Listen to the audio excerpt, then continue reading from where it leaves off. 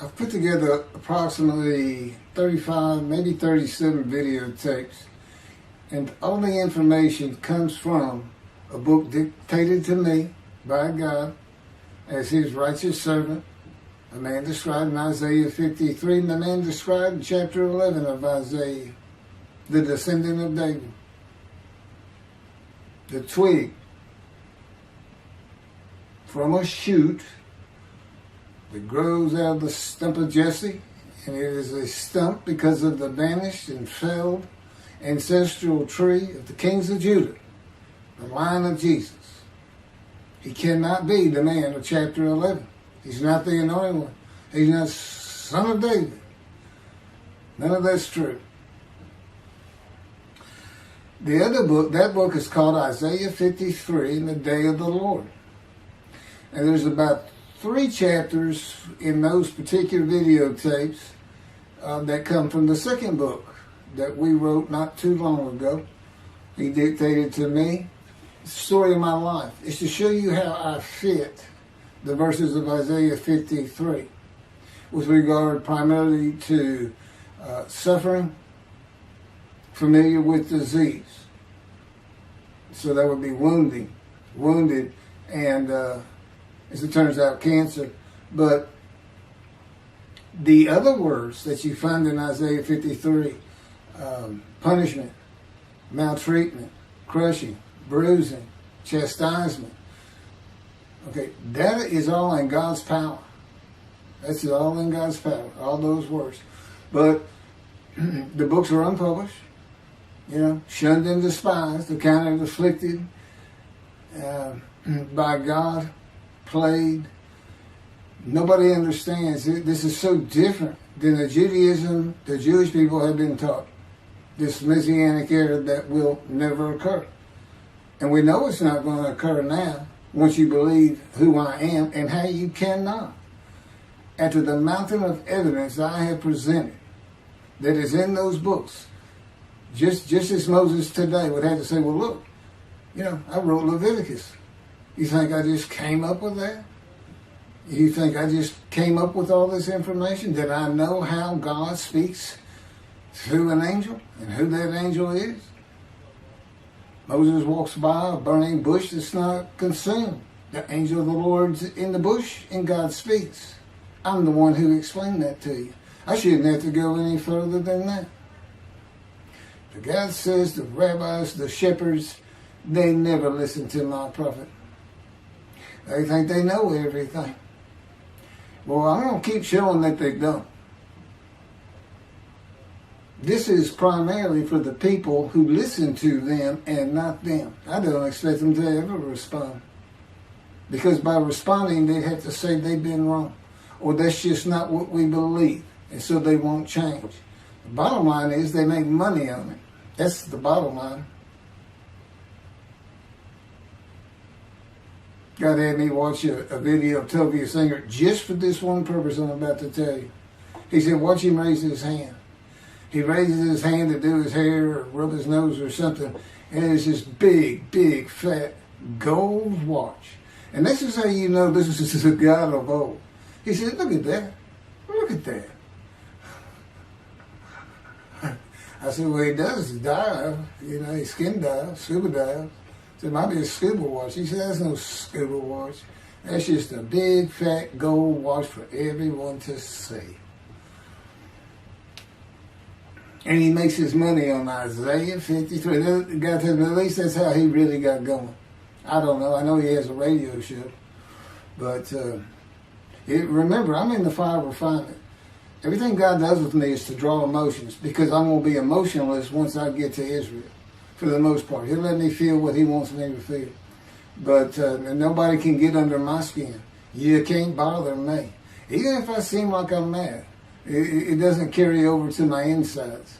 And I don't think about it any more than while I'm, as they would say today, on a rant, getting on somebody. But, I bring his reckoning. I laugh. I tell him, you know what I am, don't you, guy? He said, I know you're a lot of things. I said, no, I'm the reckoning, and I am the wrath. That's what I am. He laughed. Holy Spirit laughed. I said, yeah. I said, you know, righteous servant, David the shepherd, Elijah, prophet like Moses. You know, I like wrath. What's his name? Wrath. What does he do? He brings a reckoning. But anyway, I'm going to go through these early years of mine before God spoke to me. It's chapters 1 through 6. Chapter 7 is God speaks to an atheist, and I've already videotaped that. Walking with God, and something on visions and visuals. So the first chapter, this is what he told me to write down birth and tragedy. I was born in Bryan, College Station, Texas on February. This just in from the Holy Spirit, yes. Like you couldn't ask me before I started. Yes. Oh, this is only for the people who come to believe in me. I don't expect anybody who's been viewing these materials and, you know, nobody's really subscribing, a handful, to be believed. Again, I can't imagine. I don't know what you people want. I don't know who you think's going to come to do something different. How are you going to know who David is? I mean, according to Judaism, there is no description of him. How are you going to know who he is? All this being presented, and I know Jewish people have seen it, only 60% of the views are coming from the United States. Now, I don't know that means 40% is coming from Israel. Probably not. You got Canada, that's be a big follower on my WordPress site. And really just all the countries of the world at one time or another have looked at some of this information as I wrote my blog, and the blogs became chapters. But I'm assuming some Jews have heard of what some man is saying he is Moshiach, and they're watching. Well, this is for those who come to believe, the people who want to be the witnesses, the many made righteous. By my knowledge, by the things I can tell you that God would have me say to you. So, you know, this might be bored to tears with others, but it does show suffering, pain, and emotional pain, my background, and just who I am. Not just some kook out here. You know, people say, well, he's hearing voices. I mean, listen, as a lawyer, and I even did criminal law, I've seen some of these people who hear voices. I promise you, you know that's a person who should be hearing voices when you just see them and watch them for a couple of minutes. It's not me. Excuse me. Okay, I was born in Bryan, College Station, Texas on February 21st, 1957. And that's interesting because that's the year the first satellite went up. Russia sent up Sputnik, which was really 3 different satellites, and altogether they were called Sputnik. That is considered the dawning of the age of the internet. Now, I've asked God, how did you select me? How did I be blessed with this and learning all these things with this crazy life that I've had? And but he won't answer me. He's gone poker. This poker guy, he's not going to talk. He's not going to change expressions or anything, or me giving an impression that he is. And so I tried to come up with it on my own, and that is where I started. I said, because I know how important the internet is for this. It's the only way to get things worldwide in, and all the teachings that have come through it. I didn't know, you know, I'm 63. I'm not like the young people who can just text messages without looking at, looking at the phone and all that. But he's taught me everything. He taught me how to set up Facebook, Twitter, you name it. He would just say, go to your computer, do this, do that. Commanded it and directed to become very good at the computer and, of course, word processing.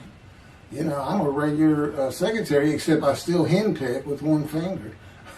I used to.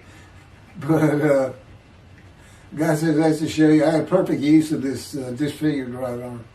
It just doesn't have muscle in it, and my shoulder's shorter. Anyway, I was born in Bryan College, and that's where Texas A&M University is. And my dad was attending Texas A&M when I was born. I graduated from there 22 years later, which is a story in and of itself. So I was born premature in the 7th month of my mom's pregnancy. I was born in February, and there were many complications. My parents were told I would not make it through the night, and they should just take me home. Mind you, this is 63 years ago. The biggest problem was that my insides had not fully formed, and it was impossible for me to take milk. Mammy, my great-grandmother, told my parents, boil rice. Feed him the rice water. It's got all kinds of nutrients and minerals in it. Dad says he threw out a mountain of rice those first few months. And it would not be my last encounter with death. So my dad graduated and we moved to Metairie, Louisiana. And his first job is an oil and gas geologist. He looks for oil and tries to sell deals to people who can raise money to drill. He gets money up front and a percentage of production once they get their money back. That's what he's done his whole life. And I became, as a lawyer, I became board certified specialist in oil, gas, and mineral law because I had found it so interesting. As a young boy, I became interested. But he rarely had time for us.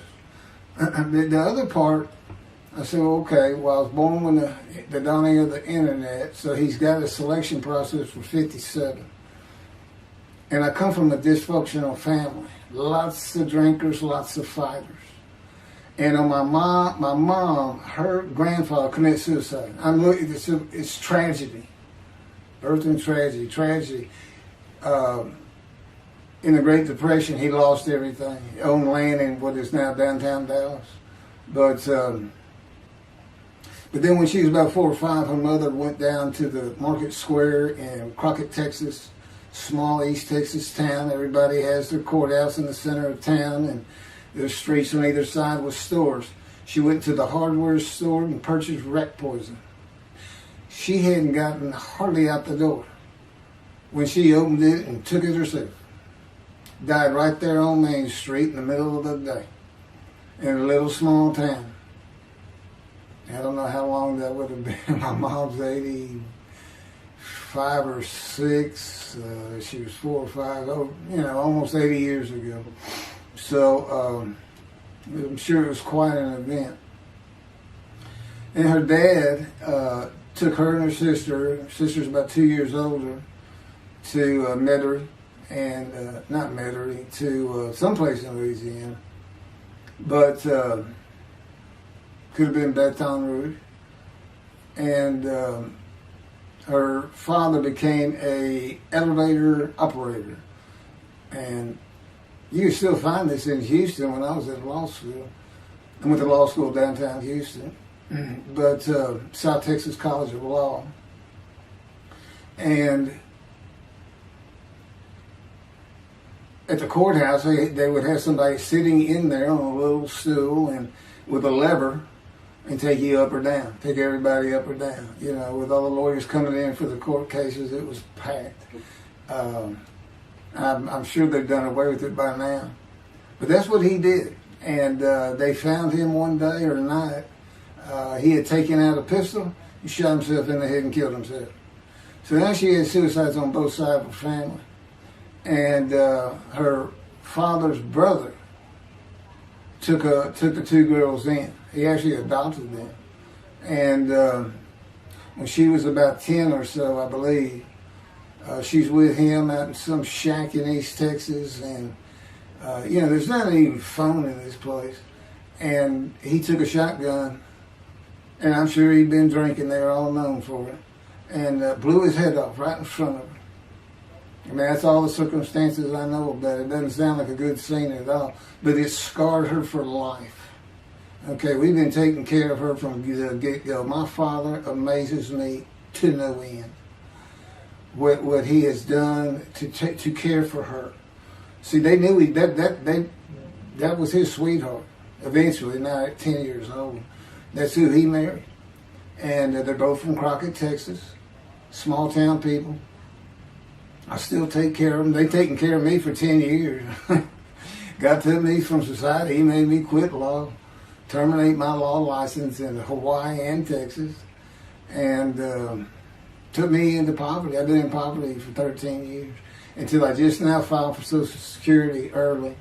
But I give them more than 90% of it to make up for everything they've given me for 13 years. While I'm in God's fire of refinement, learning everything I need to know. And I have learned much. There ain't any question.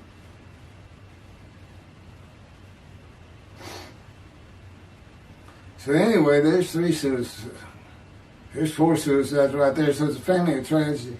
You know, it's not a tragedy of losing your entire family in the Holocaust and you're the only one left. It's not like that. Because God says, I just got things as close as I could. He says, I touched you in the womb to disfigure you, really for just one reason. Well, 2 reasons. One, it makes you identifiable. But it was so people would pick on you. I wanted people picking on you because that's what happens to young Jewish boys. Just for being Jewish, just for having a disfigurement. People will pick on you. I've told him since, I don't even really recall many people saying anything to me. He said, that's because you look like you crawl all over them if they did. And I did. I was always just say something, anything. That's just the way I was just angry inside. And God's taken all that away. But I can still go on a good rant. But, and then my mother in the 60s, young people may not know this, but that's when, you know, the Woodstock and marijuana, LSD, everything started getting big. And at the same time, doctors were just handing out pills left and right. Valiums, painkillers, Percocets, you know, just asking for it. They were writing scripts. And I know today they put a lockdown on that, but she got heavy into it and drunk all the time. I'd have to come home from school and stay with her, and she became such a different animal, a different person when she drank. She became a little girl, you know, and having your mom act like that and slobbering, and, you know, I'd go in there to be Valium dripping out of her mouth with a bottle of booze by her. So it was an ugly scene. And so I came from a dysfunctional family, so I think God wanted that. And He's there with me from my first year to make sure that I live a life of suffering. He orchestrated many of my wounds. And He's taken me back in vision to see these things. And His visions, one thing you don't pick up in the Bible, when I say Bible, I'm talking about the Jewish Bible, the Hebrew Bible, that's not, unless I say otherwise. Which is like when God says, my peoples. If He just says my peoples, He's talking about the Jewish people, the chosen.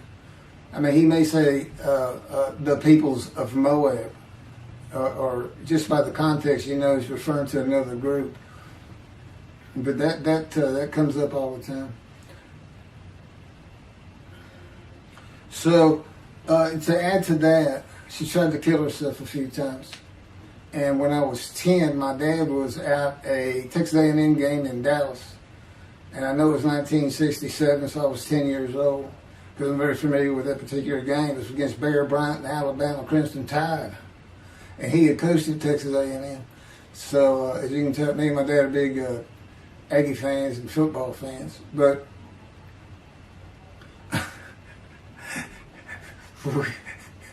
I had been assured we'll be able to see those games in Israel. Somehow it might be technically. He said, we'll get it. That's the Holy Spirit. We'll get it. I said, he's so funny. I don't know where my sister and brother were, but I heard some noise and I went down. It was about 1 or 2 in the morning, and our stairs curved, and there was a little bay window cut out, and I looked down out into the living room, and she's laying newspapers out.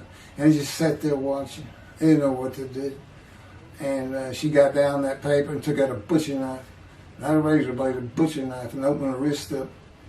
And this happened again years later when I was in high school. She opened her elbow up, and that was god-awful. I don't know how. But before she bled out, my dad opened that door. I sometimes think she knew he was going to be there soon, would probably save her. But it didn't look good, and I hated myself for not doing something. Maybe that's why I was so angry. Anyway, because I didn't do anything, I just sat there. I couldn't move. I don't know. I don't even know what I was really thinking, really. But I can't. What it did is it told me how much her uncle blowing his head off must have done to her. That must have, it really hit you. I had nightmares my whole life, but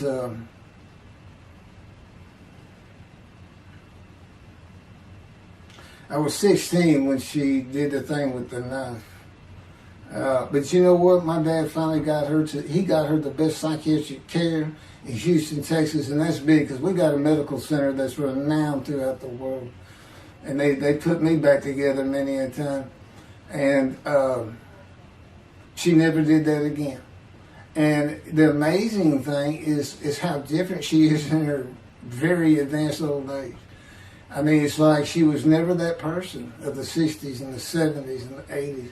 I don't know how my dad survived it. I'd have never stayed. I'd have taken the kids and said, try to find us.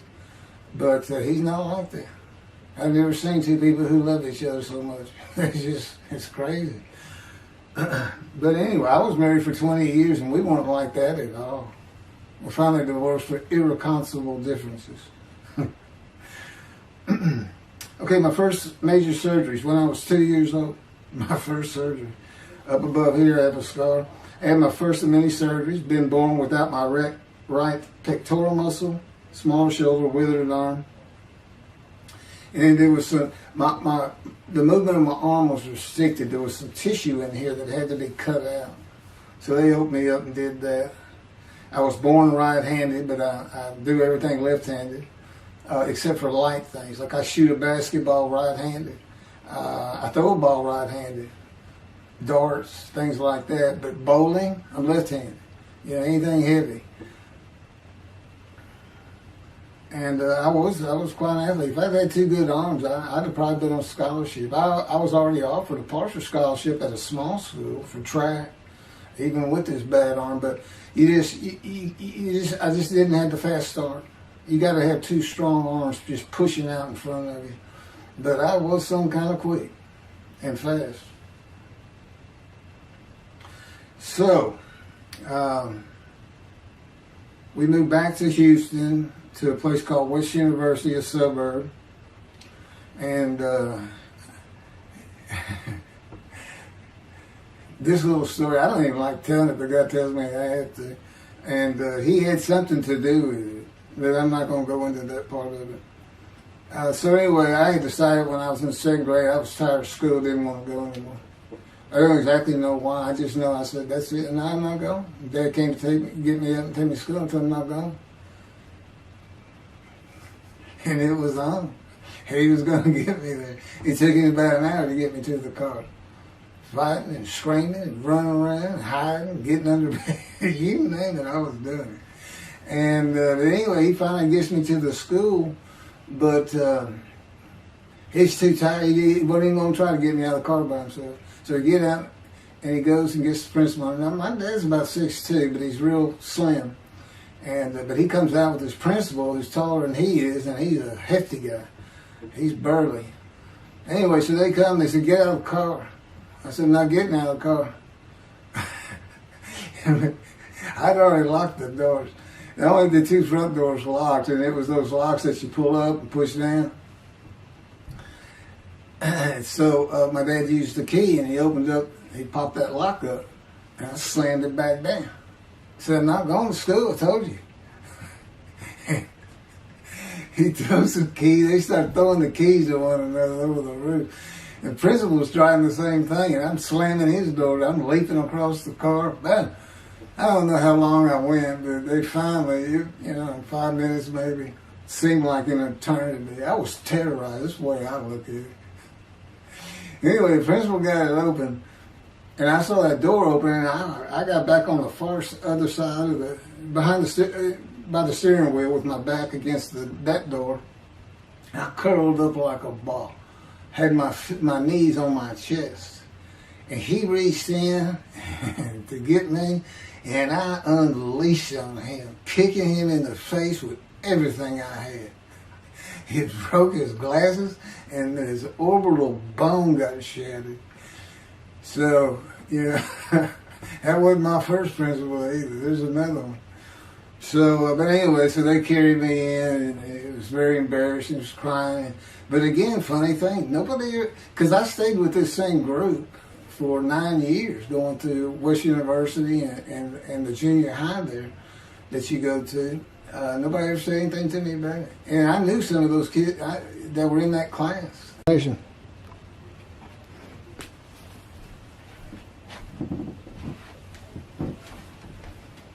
My camera only goes for half an hour. I can see on the screen that I have pointing towards me that when it runs out, I have to turn it off and turn it back on. But anyway, that ended my fight with my first principal.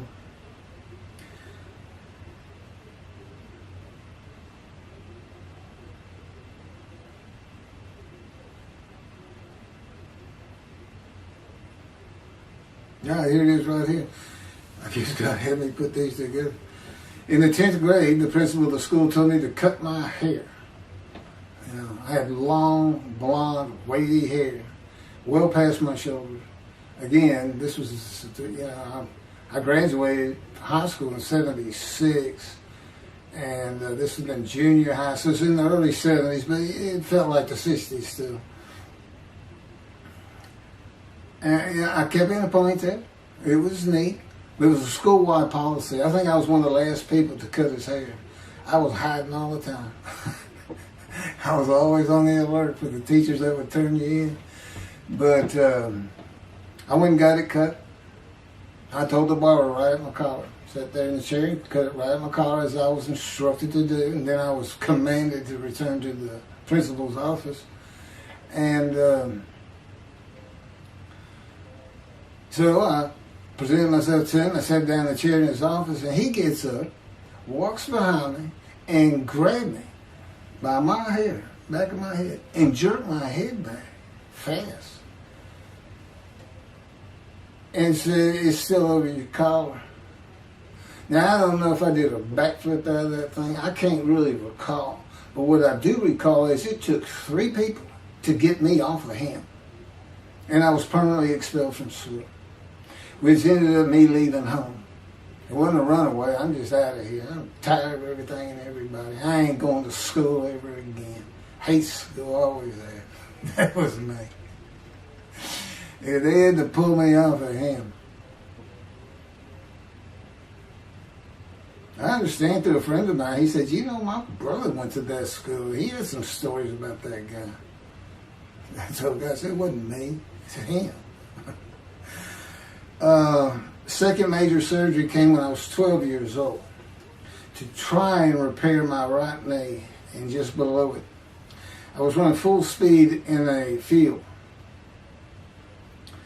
High grass and weeds with a family dog. And God says he had something to do with what the dog did. For no apparent reason, just suddenly he was running at my side. And he just bolted, he just stopped going straight, took a hard left and went right between my legs. I go sailing in the air and I came down on my knees, except my right knee came down on a broken Coke bottle, Coca-Cola. And they used some thick glass back then. It was stuck nose down, way down. It was all broken up, but it was the bottom all jagged that my knee just... they said it went to the other side of your knee. They said, you got that whole field in your knee. But when I got to the hospital, I sat there for a long time. The first doctor that came in just told my mom, right in front of me, I'm in the room, he said, I can't repair that. It's not repairable. We want to take it off. We can't use it.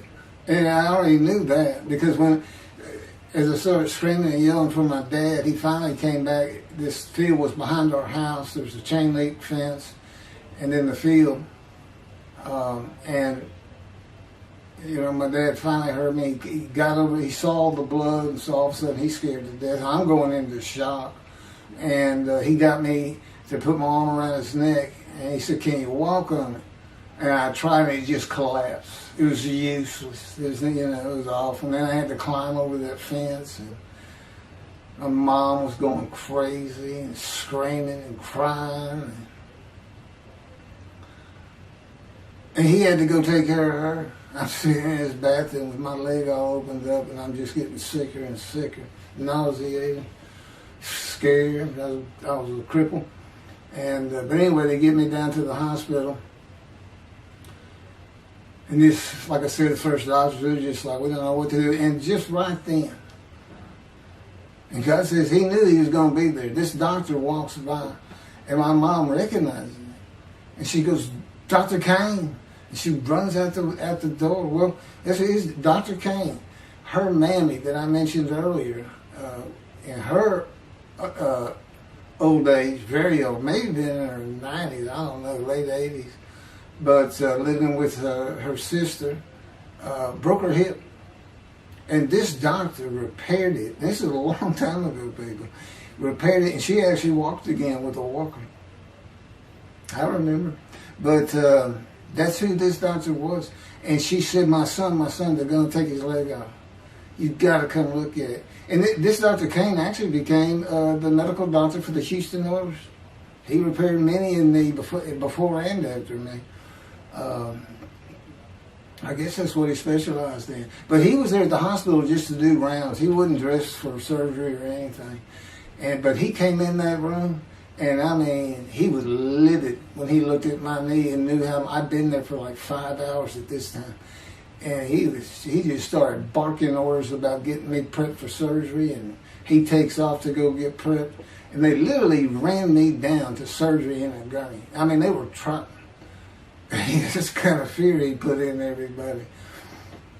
Anyway, I was in the hospital for weeks, and I woke up with my leg. I was glad of that.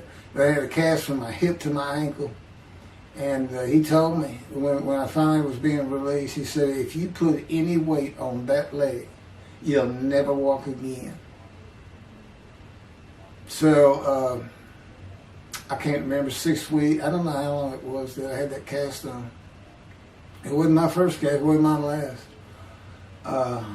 Or maybe it was my first, but it wasn't my last. That's another story. We're not getting very far. There's 6 chapters. I'm barely getting through the first one. But what I'll do is I'll just do 6, just like I did with Isaiah 53. I did 6 or 7 videos, 7 I think.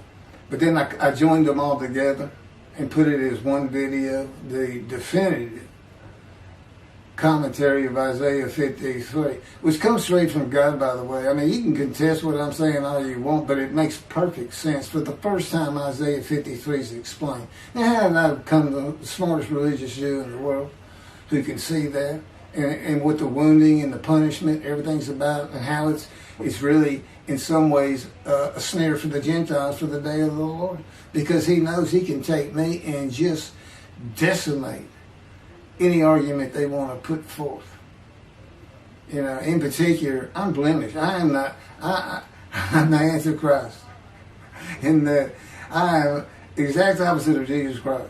Okay, he's so smart, he was teaching synagogue at 12. Supposedly he was a perfect, beautiful man. I'm disfigured. You know, I'm not bad looking, but I'm not, I'm not Brad Pitt or anything. Anyway, a sinner, I was, I tell God, well, I wasn't an habitual sinner. I was a good person. I was good to other people. I was very compassionate. I said there was already a lot of humble in me. I didn't laud myself and the things I could do over others. Like being the fastest guy on top 5 at school and the fastest in the neighborhood. I didn't brag on myself. But as he took me back through my life, informed me when things were sins, it just seems like I touched on all of them.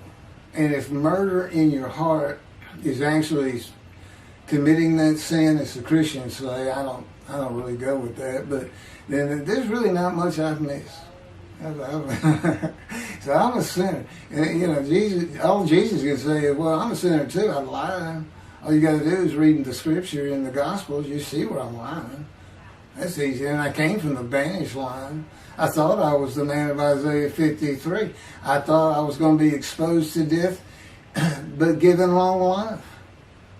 This is what he would tell you if he was here. He said, but you know what happened?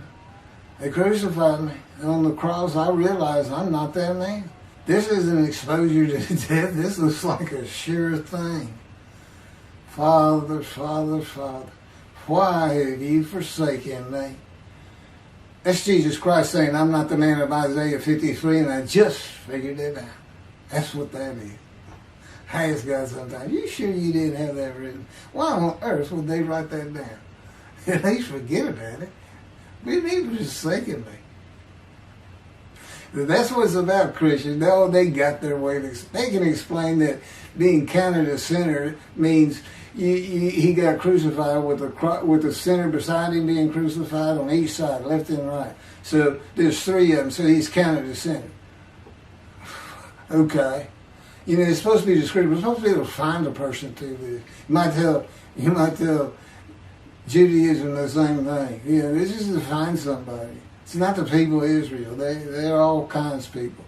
No, we're looking for a guy so God can have a Moses. Why? We have a new covenant. Why? It's the day of the Lord. Why? Jeremiah says so. That's why. It's so easy. The lamb blooms again. Okay, and he's coming with covenant friendship with the temple. So the lamb blooms again at a time when there's no temple. Jerusalem's going to be rebuilt. It's a metropolitan today. This is no Jerusalem of antiquity. The old city might be too big. And I'll make a new covenant with you. I'm going to forgive all your sins and remember them no more. That will cause Torah to be written on your heart. It's a metaphor. Let's think, when did he do this before? Oh, that's right. Assyrian Babylon exiles, Isaiah was writing for. God said, I forgive your sins, remember them no more. They became a holy seed, and what they did? They built the second temple. What are we missing? The third temple. It's so easy. So it is the day of the Lord. There ain't any question of that. I'm just telling you, it started with the Russians sending up Sputnik. Those old riskies. And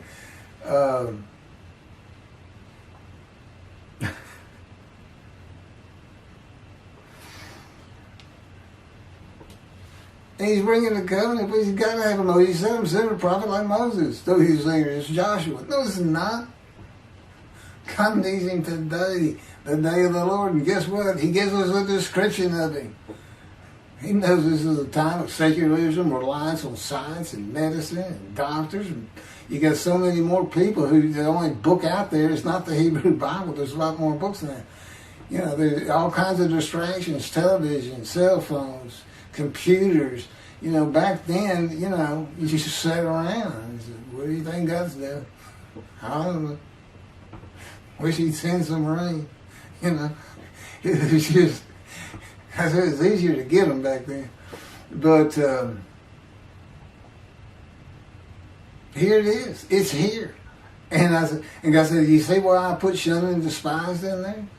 Because for a while I said, God, you know, this is before we really got the books done and everything. I said, I'm just sitting in a room. I can't really tell anybody shunned and despising me. Counting me plagued, afflicted, and by God, and everything else. He said, well, how you feel now that we've been putting all this on the internet and everything? I said, I feel shunned and despised. Yeah. I can tell they know. There's no question this ain't gotten back to those two. I said, you keep attacking them like this and I'll be certainly sure, just in case I'm wrong.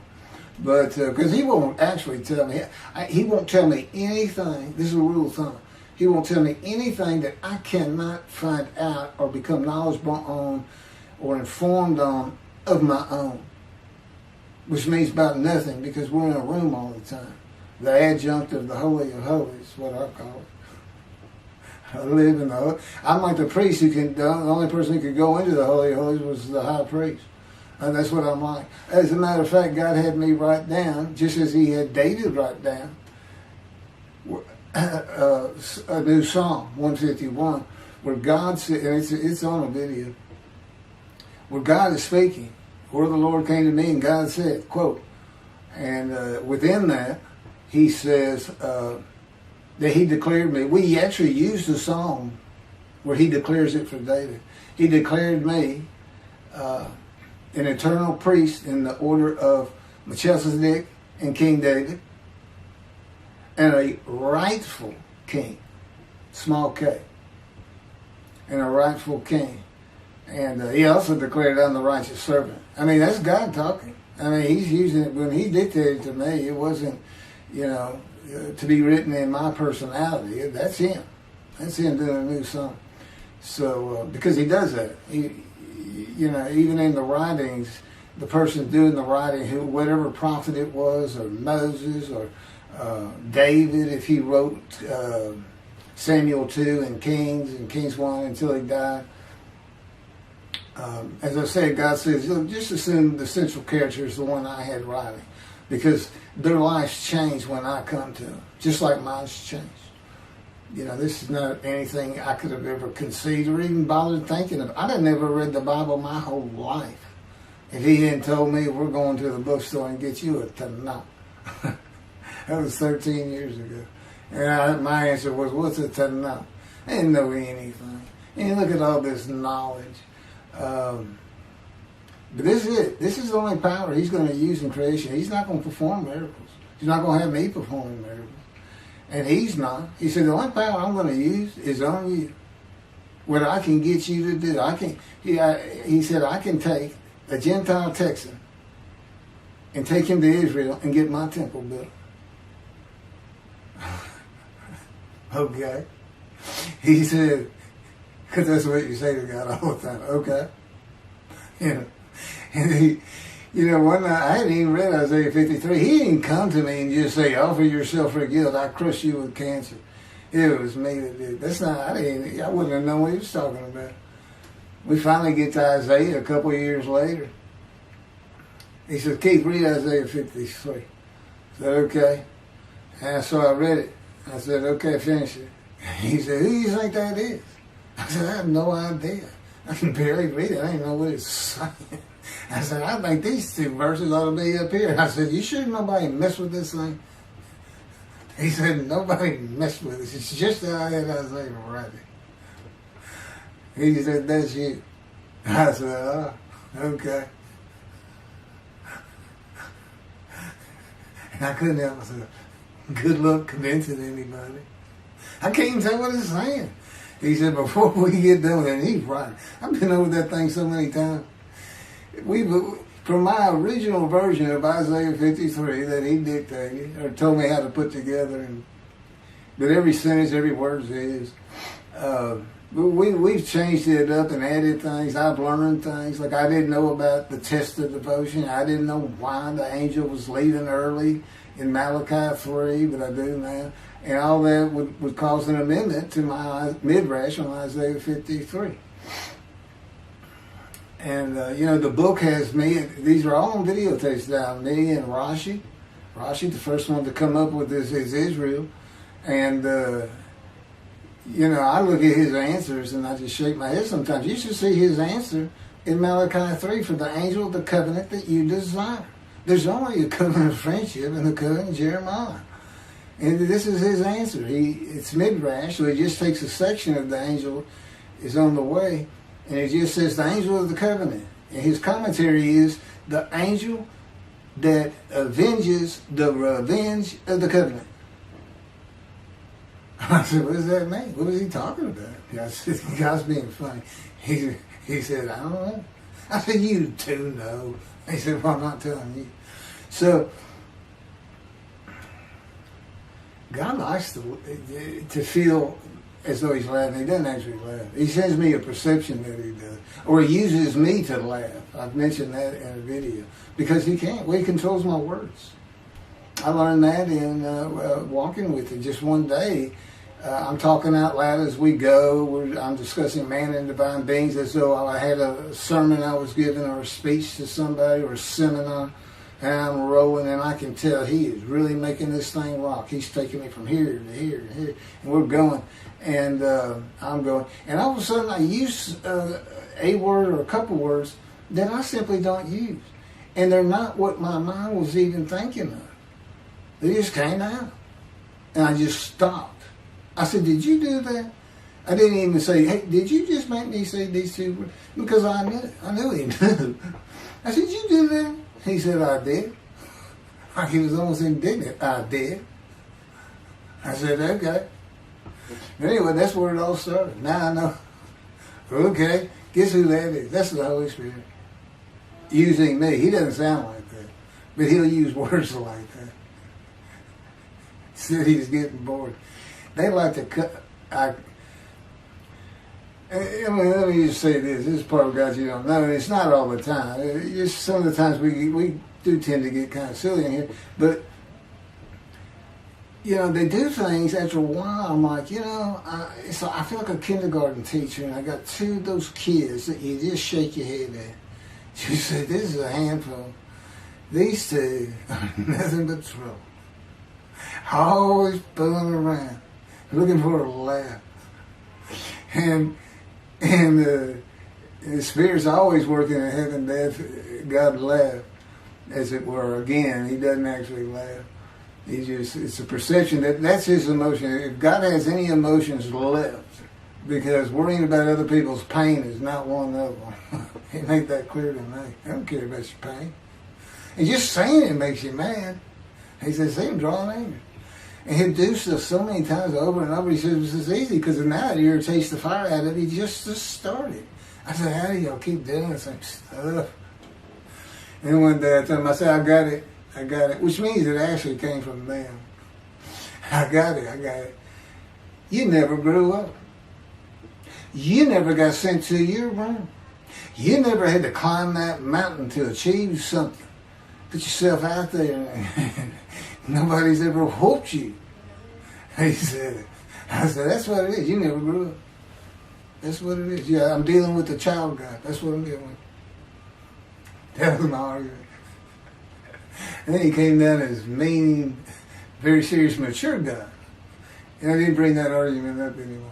But that's how it gets with me sometimes. It's an incredible lot. For me, I'm not going to get to him. I guess I'm at the end. I'm getting close to when I got shot. I thought that was a new chapter. Oh, it's not. Well, I'm going to put it, this is getting long. Anything over half an hour, we try to stop. Now, my Isaiah 53 is 5 hours. But, you don't have to watch it all at one time, of course. He doesn't hardly let me watch them. Yeah, I don't even watch them before they get posted. He said, no, you watch it later. Because it comes on my TV that he got me. And I didn't know at the time it was going to be, that he was serious about doing videos. And I certainly didn't know about making it a backdrop. He decides everything. He tells me when to eat, when to get up. I don't sleep hardly at all, 2 or 3 hours a night, and sometimes less, and take a half hour nap sometimes. But I found out I feel fresh. I don't need that much sleep. He said, well, you're not really doing anything. Why do you need a lot of sleep? And see, that used to make me mad. Now I just laugh at it. Thank you very much for listening. I'll pick this back up on another video, and eventually I'll put these first 6 chapters, just like I did Isaiah 53, because it's a book that he dictated to me. I can't get it published. I'm going to put it on YouTube. That's why I'm reading this. And as I said, if you don't want to listen to it, don't listen to it. But the information that's in these books and in those videos is, that's my proof. And quite frankly, God says if that's not enough for them, well, that's just too bad. Utter destruction is what they end up getting. They better learn how to listen to the prophet. See, it's no different than the people back then. You'll say, well, why didn't they listen to Isaiah? Why didn't they listen to Ezekiel? Why didn't they? They laughed at Ezekiel. That's what Rashi says in his commentary. I didn't know it was laughing at him, but they just ignored him. Everybody thinks they know it.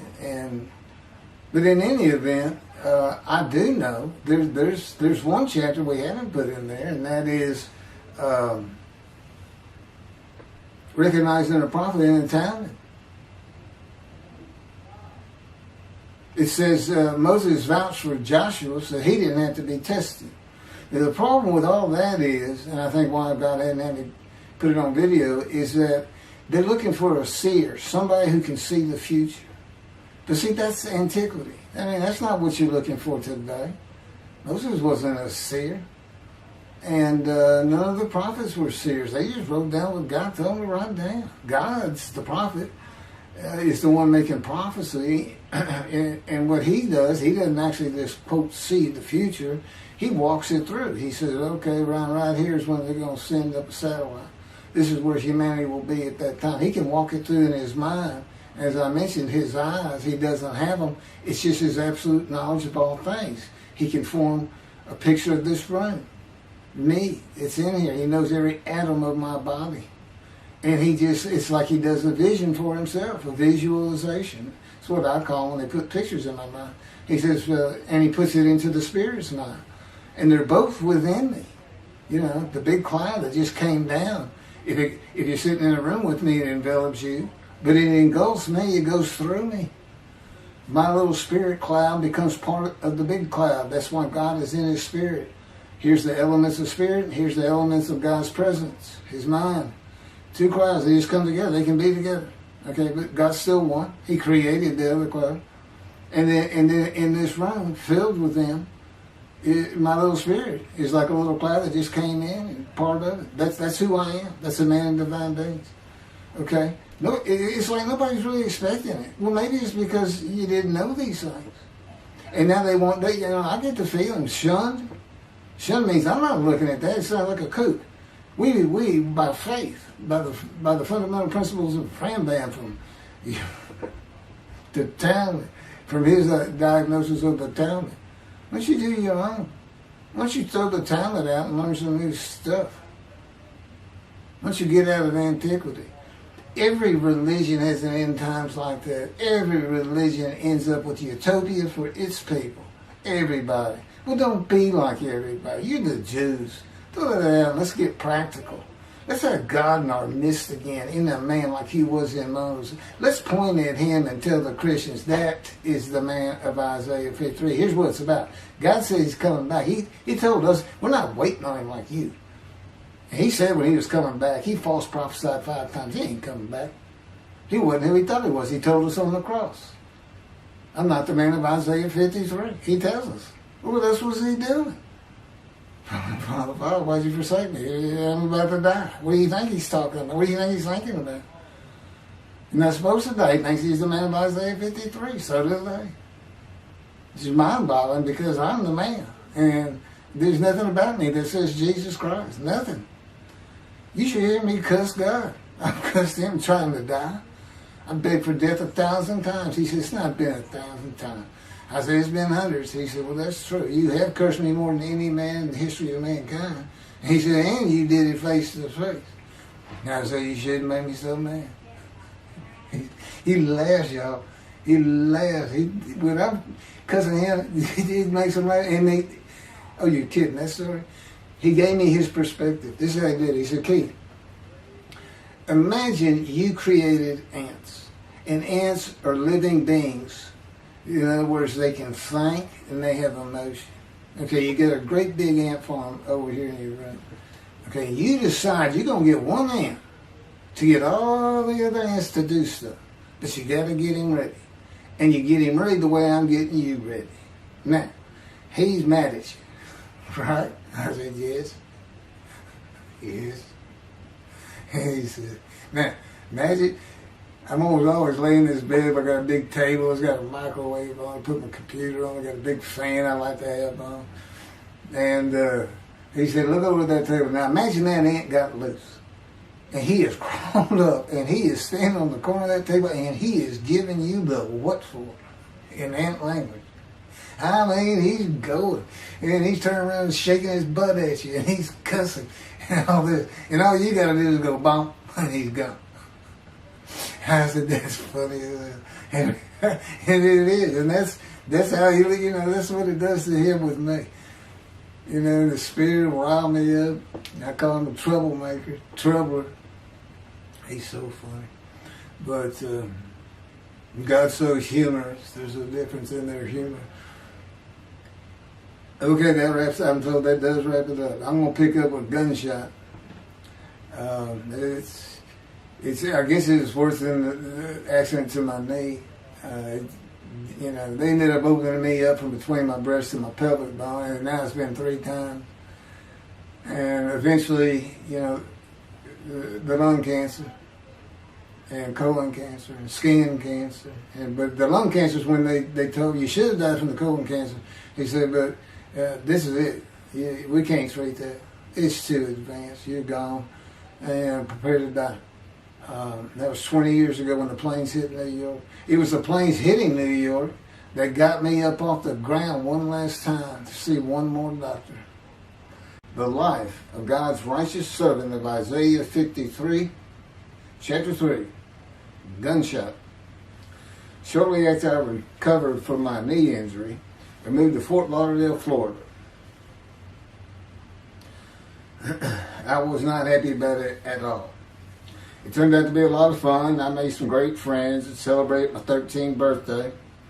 My only injury in Florida was having my front teeth shattered and knocked out, requiring caps, which was more of an ordeal than I would have imagined. We returned to West University in Houston after 2 years. My mom was not doing well at all, and it was getting close to her second suicide attempt.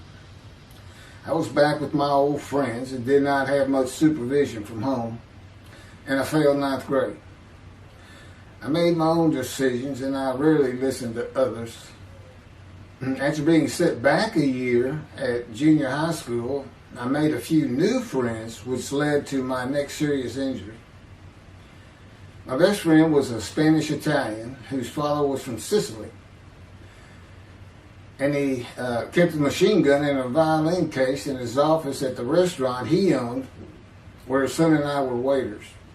It was called the Godfather. My friend was the best pool player I've ever known or played with, an absolute natural. I will call him Antonio, but that's not his real name. Antonio's girlfriend was a Jewish girl. I will call her Rebecca, but that is not her real name. Antonio was a Catholic Christian. Rebecca did not practice Judaism, and Antonio did not go to church. I was a confirmed atheist, and we never talked about God or Jesus. Rebecca's father had foreclosed on a ranch about 8 hours from Houston outside of LaGrange, Texas, Fayette County. LaGrange was famous for the Chicken Ranch, which was an illegal brothel that operated from 1905 until 1973. The business served as the basis for the 1973 ZZ Top song, LaGrange, and the Broadway musical, The Best Little Whorehouse in Texas, as well as its 1982 film adaptation. T.J. Flourney was known as the meanest sheriff in Texas. In the coming weeks, I would be interrogated by him outside of Shock Room 3 at Dental Hospital in Houston. This is an excerpt about him from an internet article. It was the most one-sided Texas battle since the Alamo, as 100 citizens watched disbelievingly in the dusty little town of LaGrange, their beefy sheriff, T.J. Flourney, reached into a black 1975 Continental Mark IV and began to shake by his $300 suit Marvin Zindler, the star consumer crusader of Houston, Texas. That's from People, June 17th. Next, the sheriff tore off Zindler's blue-white toupee, waved it in the air, and then finally ground the rug under his cowboy boots. Behind Flourney's fury was the fact that on Zindler's last assignment in LaGrange 18 months before, he had filmed an expose which resulted in the closing of a critical part of the local economy, the Chicken Ranch, a legendary body house. Antonio, Rebecca, and I first went up to the ranch in the summer of 1975. There was a small ranch house and small lakes with horses roaming around loosened pastures. We decided it'd be fun to try and catch one of those horses and go riding. The next time they went to the ranch house was in Rebecca's father's Mercedes-Benz. Two-door convertible Mercedes-Benz. I sat on the hood of that Benz with a lariat while she tore through fields trying to run down a horse for me to rope. The horses could turn too fast, and we never got close enough for me to rope one. What we could and did do on the next trip was bring guns.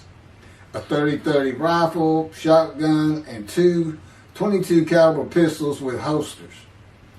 As a backdrop, Antonio and Rebecca had broken up as boyfriend and girlfriend, and her attention had turned to me. I did not believe that caused any friction between Antonio and me, but it should have. It did not seem to be a source of animosity of Antonio towards me in any event. On October 5, 1975, we were all back at the ranch having a great time. Tony and I were shooting at cans with our pistols and practicing a quick draw from the holsters. We were standing shoulder to shoulder, about 3 feet apart, and he was a little forward of me. Rebecca came up behind us, between us, and said she wanted to shoot. Antonio passed his gun to her, and it fired when it was going by me. The bullet went on a straight line through my bladder, intestines, and colon from the front right and lodged in the back of my left buttock in my backside. I could see the trajectory in my mind. I fell to the ground, and Antonio fell on top of me, rolling me over and over. I think he was looking for an exit of the bullet. I told him to get me to a car and get to a hospital. Felt like Babe Ruth had swung a bat up between my legs. I never once thought of God. On a big ranch, there are several gates for different sections of land and different purposes, usually with chains and a lock. When we got to the first one, I told Antonio, drive through it. I told him to ram it. I knew I was dying, and all I could think of was, you have got to hurry. I didn't panic, but I had never been so afraid and had never felt fear like that again to this day. Sometimes I think I have forgiven Antonio for accidentally shooting me, but I have not and cannot forgive him for stopping at those gates. I'm still mad about it. I was seriously angry at him. We got to the LaGrange Hospital before noon on a Sunday. They had to call the doctor to come in. I asked the nurse for something for pain, and she told me my vital signs were too low. That if she gave me a shot of morphine, I'd drop dead right there. It would kill me. No pain medication. The doctor came and looked at me and said there's nothing they could do there. He told me they were getting an ambulance to take me to Houston, Ben Taub Hospital, where they operated on gunshot victims all weekend long and do to this day. It's a trauma hospital. Many young doctors from Baylor University, all around the state. It's the high desirable place to be because you're cutting all. If you want to be a surgeon, you're cutting all day long. I knew one thing with the certainty. I could not pass out or fall asleep. If I did, I would not come back. In an ambulance, I talked and talked to two fellas that were tending to me, as much as anything to stay awake. I asked them such things as what it was like to be married, graduate high school, have a career job, but my mind repeated over and over, you have got to hurry. We arrived at dusk. This happened before noon when I got shot, so now it's getting dark. When the ambulance opened, my brother jumped in to help. My mom was standing by the entrance to the shock rooms in her fur coat. She later told me that since Ben Taub was a public hospital, it might help if they thought we had money. I didn't see my dad, but my sister told me later, the whole way to the hospital, all he could say was, to God, please don't take my boy from me. I had stayed awake for some 6 to 8 hours in awful pain. They took me to shop room 3. It was filled with people giving orders and very loud. On the table, the nurse told me she had to put her finger in my bottom, which embarrassed me. And I raised up like a sit-up and saw nothing but blood rushing from my bottom onto the table. You have to hurry is all I could say. They finished prepping me for surgery and rolled me to a hall in a line of others awaiting surgery. Then someone was saying my name, and I opened in to see T.J. Forney, Sheriff of LaGrange. He wanted to know if I'd been shot intentionally, what we were doing at that ranch, did we have permission to be there, and et cetera, et cetera. I told him I thought it was an accident and to leave me alone. I never saw him again. I didn't have to wait long. The orderlies bypassed everyone in front of me and took me to surgery. I awoke in a large room with about 10 beds on my side of the room and 10 beds on the other with other patients, and I could hear moaning and crying here and there. It took a few moments to remember what had happened and why I was in there. I fell back asleep, and when I awoke, my dad was telling me he would have me out of there into a private hospital as soon as possible. It was the next day when they transferred me to the Methodist Hospital in the medical center, where they had operated on my knee, and I had spent weeks there. I had a hose with a bag coming from my bladder and a colostomy, an opening called the stoma, which is your intestine on the outside of your abdomen, with a bag over it for going to the bathroom.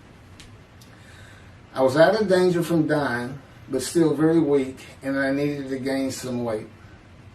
The track team was already getting together, running distance and cross-country workouts provided by the coach, preparing for track meets in the following school semester.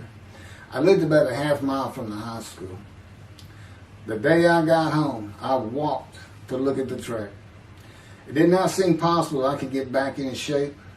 I was afraid to cross the roads to the school. I could not even trot to get out of the way if a car came my way.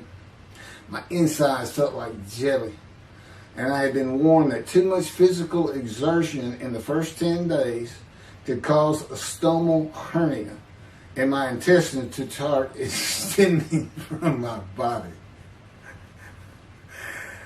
I was homeschooled for the rest of the semester by a private volunteer tutor, and passed classes I probably would have failed. The beauty of that gunshot was that it changed me. I was never going to graduate high school, having failed so many classes. So I set up night school classes for the next and my last semester of high school. I was 18, soon to be 19, and a senior.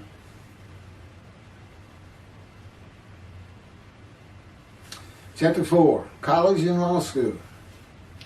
Before the summer of 1975, one of my best friends on the track team, who threw the discus and shot put in field events and was a senior, told me he wanted to do something big the coming summer before starting college at Louisiana State University, LSU. I was only a junior and I had no plans for the summer. He mentioned this to me, and I began thinking about how long it had been since I had been to Colorado.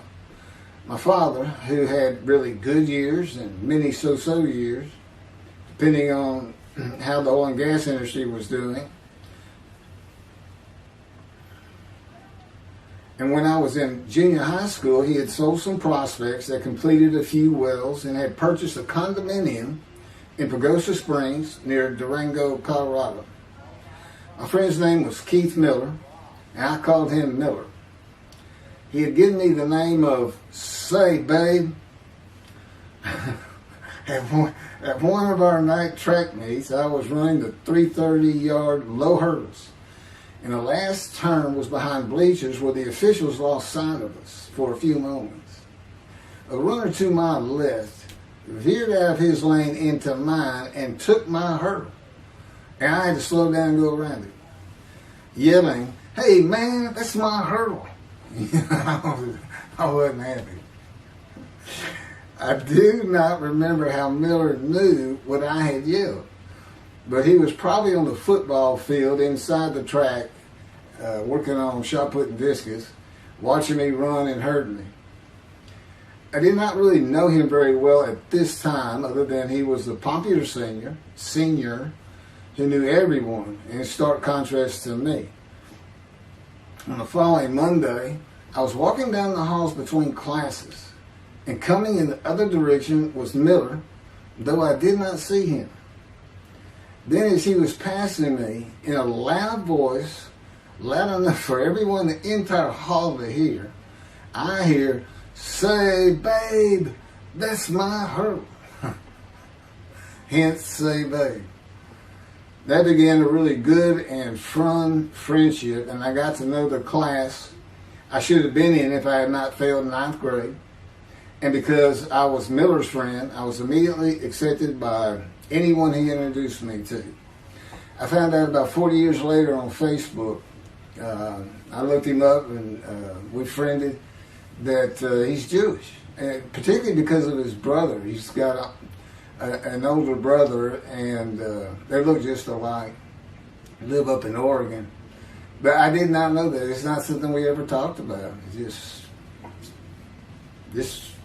didn't think about it. I'm sure he wasn't observant at the time. I told Miller about my dad's condo and suggested we plan a trip up there and backpack in the Womanichi wilderness of the San Juan National Forest. I had hiked there while in junior high school with a friend and his little brother. I had a driver's license in my second year in the ninth grade. The prominent 13,000-foot peak is 10.7 miles from the town of Silverton, which began as a silver mining camp in 1873, and that is where I plan to take Miller.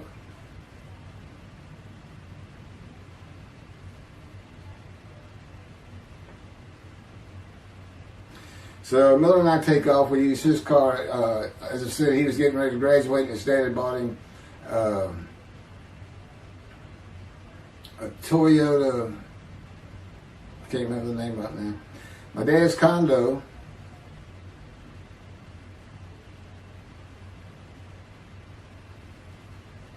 was about 60 miles from Durango, where a train depot is located that runs a train through the Womanichi Wilderness to Silverton. The train is an authentic, narrow-gauge, steam-powered, coal-fired, scenic railroad train ranked one of the top 10 scenic railroads in the world. It's something else. It stops twice in the same places to let off and pick up hikers and backpackers in the Animas Canyon of the Womanichi. At top speed of 18 miles per hour, it takes the train 3.5 hours to travel the 45 miles from Durango to Silverton. Oh, here it is. Miller had a new Toyota Celica. And after a day and late into the night, we made to Pagosa, slept, and we're at the train station before the first departure the next day. I don't know what the problem was, but the train was not going to run that day. So we couldn't get to where I wanted to take him. It's just too far. We decided to get a hotel in Durango and just head down the train tracks into the wilderness and explore an area I had never seen in with the maps. We got lost. And at one point we decided, let's just put these backpacks down and you go that way and I'll go this way. Well, we did that. We met back up, and then we couldn't find our backpacks. And we did finally find them. We slept that night, and we had a big black bear episode because we had left some food out on the ground, which we shouldn't have done. And but anyway, we ended up making it back, and we had one of the best party nights I've ever had in my life. We hit the main street in Durango, which is a tourist hotspot, and we hit every single bar. You could drink at 18 back then. It wasn't 21 as it is today. And we did. We made sure it was like a go. Okay, let's go to every one of them, have at least one drink, shot of whiskey, Boilermaker, beer, whatever. I can't really recall other than I knew I had been drinking the night before when I woke up. But we did. We hit both sides of the street. I don't know how long it took us and how many drinks we had, but we just had a lot of fun.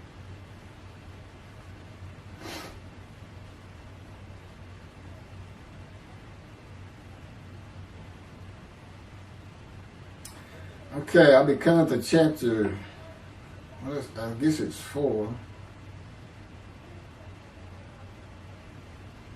I don't know. I thought I was coming up to the cancer story, but this is different. This is getting into alterations while at school.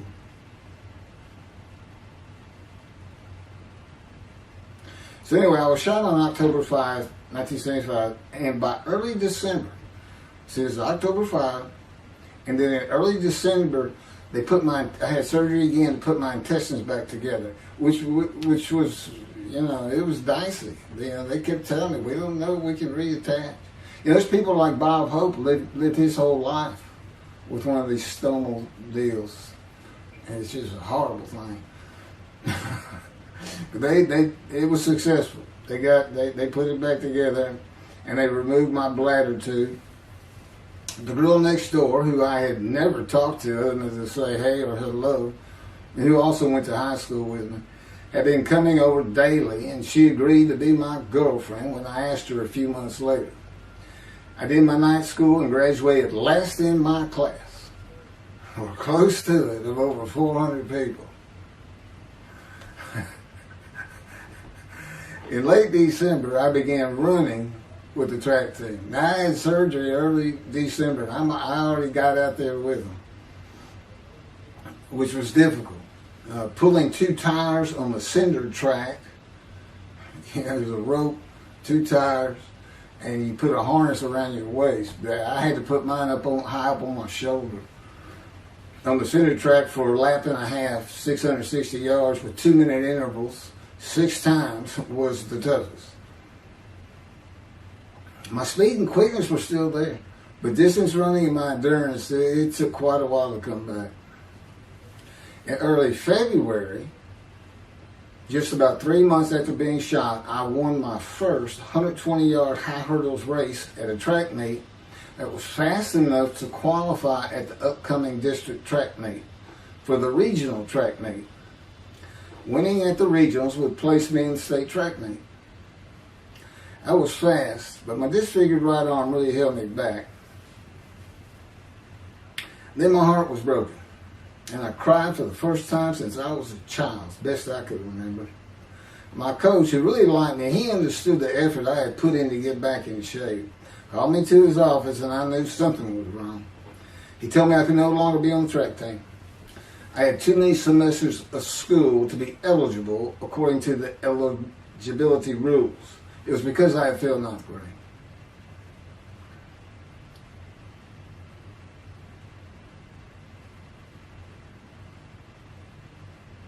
And of course, I had no one to blame but myself. Skipping school all the time, just not trying or caring about learning was why I failed.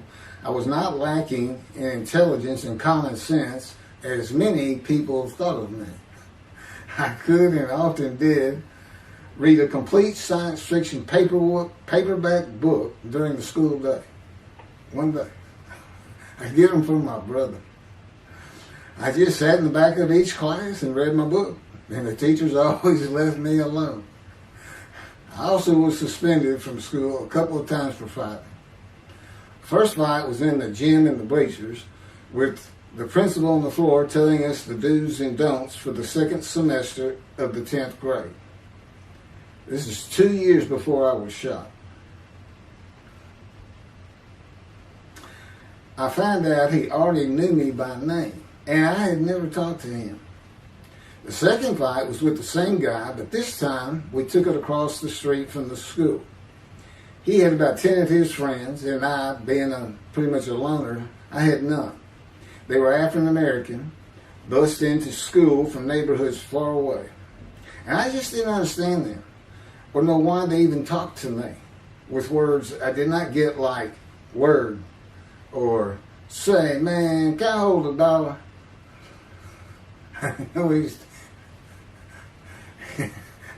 That is what started the fight in the bleachers. I hear from behind me, and one stood to my left, saying, man, can I hold $1?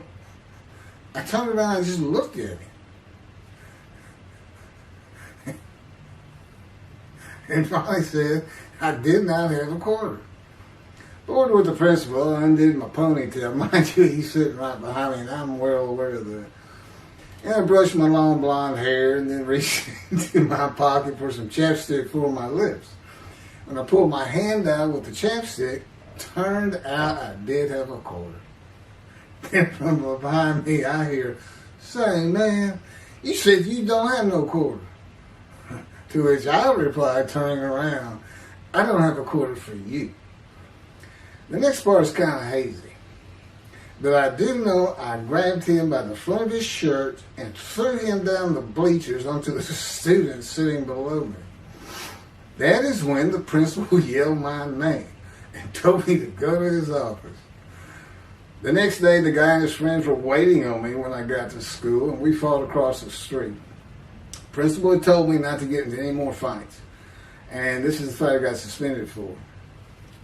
I remember being in, after my suspension, being in the men's room smoking a cigarette in a stall, and a group of African Americans came in, and they were talking about the fight. What I remember was hearing, "That white boy went Muhammad Ali on him." My favorite fighter. I even saw the Ali-Foreman fight in Kinshasa, Zaire, live in the Astrodome in 1974. And some of my best friends in high school were African Americans, mostly on the track team where we could get to know one another.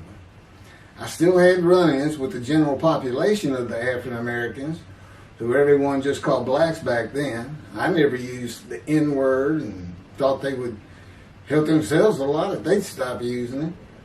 Mostly I think they were angry at being bused in from neighborhoods far away. In fairness to them, white kids did not seem to like me much either. So, yeah, I looked young even for my young age, and with my long hair, about 6 to 8 inches past my collar, I looked kind of girlish, and many people said that to me. One day a friend of mine told me what it was to him. You never smile and seem to be very angry, like if someone looks at you crossways, you're going to come after them, daring them to say something, like you want to fight. My next suspension for fighting began in middle shop, and it was all my fault. There's not a big deal to that.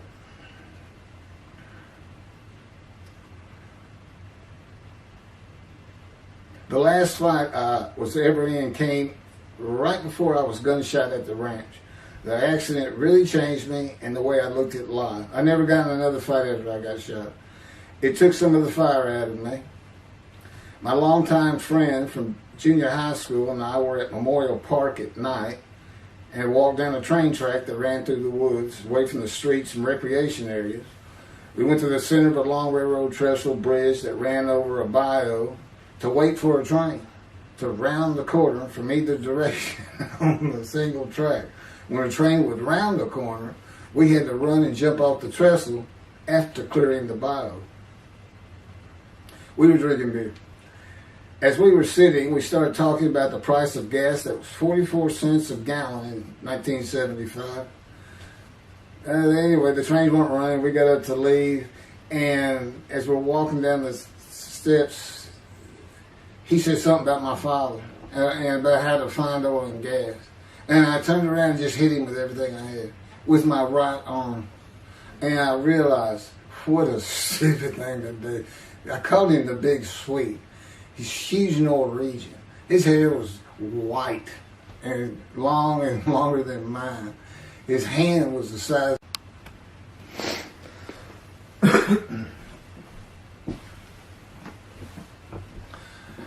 And I had nowhere to run. That was the really dumb part about it. I mean, I couldn't move. I couldn't use my quickness. I couldn't box as I had with the fellow across the street.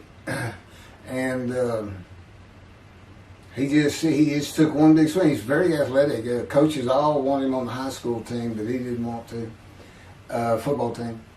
And but anyway, he hit me just one time. That was the whole fight. It was just 2 hits. My measly hit with my right arm. I let it fast, and I hit him where I wanted to hit him. Well, I say that. I didn't even think about it. But he just about knocked me senseless. I mean, I saw red. And So anyway, that was it for our friendship. We just, although after I got shot, he and I got back together a little bit, but by that time I had met Denise next door, and I wasn't going to be going out drinking beer at the trestle anymore. I was going to get serious, and that's when I set up my night classes and everything.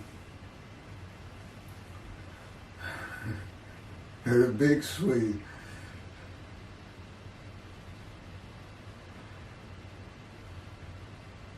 After the gunshot, I stopped seeing old friends, including Antonio and the big Swede, and spent all my time with Denise from next door. I knew I wanted to be someone who succeeded in life. My dad always told me when he was angry with me that with my smart mouth, I was never going to be anything but a ditch digger or a lawyer. While he said lawyer in a derogatory way, he got me to thinking I'd like to be a trial lawyer. I had to get into college first, and the only school I wanted to go to was Texas A&M University. Anyone who had ever known me would tell you that I was not even close enough to being smart enough to go to any college, much less Texas A&M. I would tell you I had never applied myself to the task of learning. Texas A&M denied my application. I called them and pleaded and argued, and finally admissions said that if I came for the summer semester of 4 classes and maintained a B average with no fails, they'd let me in. I did it, barely. I almost failed calculus and got a D. Just a quick thing on Texas A&M, because it relates to World War II, which always makes me think of the Holocaust, and how many Aggies were involved in that. Texas A&M enrollment began on October 2nd, 1876, and admission was limited to white males, and all students were required to participate in the Corps of Cadets and receive military training. Many Aggies served in the military during World War II, with the college producing 20,229 combat troops. Of those, 14,123 Aggies served as officers, more than any other school, and more than the combined total of the United States Naval Academy and the United States Military Academy. During the war, 29 A&M graduates reached the rank of general. Texas A&M is more than a great university. It's the home of the Aggie family with a long history of spirit and tradition. And I'm going to pass through all that. You can read. I got all this from Wikipedia. Well, like Notre Dame, it's a school full of tradition, especially notable at football games and in campus life, drinking beer at the Dixie Chicken. I had a good friend in what is now the Volunteer Corps of Cadets, and we've been shooting pool and drinking beer all night on the weekend, and finally left sometime after midnight. I walked my friend back to the quad, Corps Cadet Quad, a large open area where people could gather, surrounded on 4 sides by dorms for cadets only. And I dropped him off at his room. Before he shut the door, he looked at me, and not for the first time, said, "Want to race?" He's fast. We raced many times. I said, yeah. Of course, we were pretty much, we've had a lot of beer. I said, yes. And he went to the end of the hall and took off at the other end of the hall. He was fast, but I was pulling away with just a few yards to go and hit the wall before I could stop and busted my chin open. Blood's pouring out everywhere. People opening doors. Look, that's what the little guy did to the tall guy. Taller guy. I also sprained my ankle. These are my injuries at Texas A&M. I also sprained an ankle so severely playing basketball with football players that I was in a cast for 6 weeks. Those were my only injuries in the 3 years at A&M. It was the gunshot that changed me and everything in my life. I married Denise when I graduated from A&M in '79, just 3 years after graduating high school. I went through it 3 straight years because I had those hours from the first summer. I just went ahead and went the next summer too. And I got out, and the average for most A&M students is 5 years. But I went through in 3. And of course that meant I never dropped a class, which also meant I had a low GPA, grade point average. And I didn't realize how important that was for admission to law school. I was denied admission from every school across the nation I thought I could get into. I did not know how my dad knew about South Texas College of Law in downtown Houston, but he made some inquiries and found out the dean was a graduate of Texas A&M. And we're known for helping each other. We set up an appointment with the dean. I told him of my rather intense home life and wayward ways, and that the A&M had given me a chance to prove myself as a capable student. You know, he hemmed and hawed, looked around the ceiling, gave me the same opportunity A&M had. 4 summer classes, D average, no fails. I did it. I was terrible at chemistry and math, but it turns out I have good reading and comprehension. It's probably from reading all those science fiction books in school. I graduated in '82, and I did great on the bar examination. Keith Ellis McCarty, attorney at law. Who would have believed it? Which reminds me of verse 1 of Isaiah 53. Who can believe what we have heard? That's what any of my friends would say about me getting out of law school. Much less what's happening today. You go find somebody that knew me in high school, they say, who? Oh, that can't be true. Get out of here. I know him. Forget about it. Chapter 5. 27-year headache. I'm going to pick up with that on another video. And then that'll be it. Some general comments. 5 and 6. I'm not sure what 6 is. Yeah, 27-year headache. I'll go ahead and mention God in one of these accidents. And I won't say anything about the dog who took a hard left between my legs, just about severed my knee, my leg at the knee. I won't mention that. Or hitting the big Swede on the track. Unbeknownst to me, my arm just took off. I wouldn't have hit him with my right arm. The things he has shown me. And getting gut shot. Yeah, I think I would have figured out, you probably shouldn't be hanging out with this fellow anymore if you're going to be talking to his ex-girlfriend in front of him. Little things like that, he controls my perception. Little things like that in my life to make sure I am the man of Isaiah 53. If anybody thinks I'm going to back off saying that, they're wrong. I have been through too much. My whole life is dedicated to this time, the day of the Lord.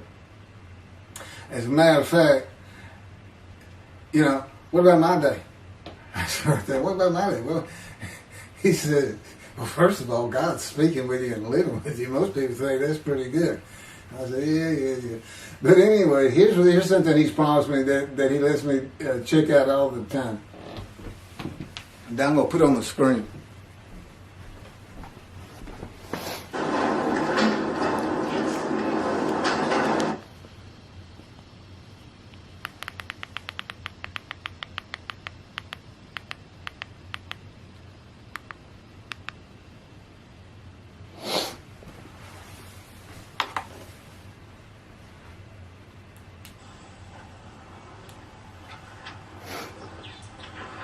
The Radiant GP Cycles, Shorties, Slip-Ons, Code Startup.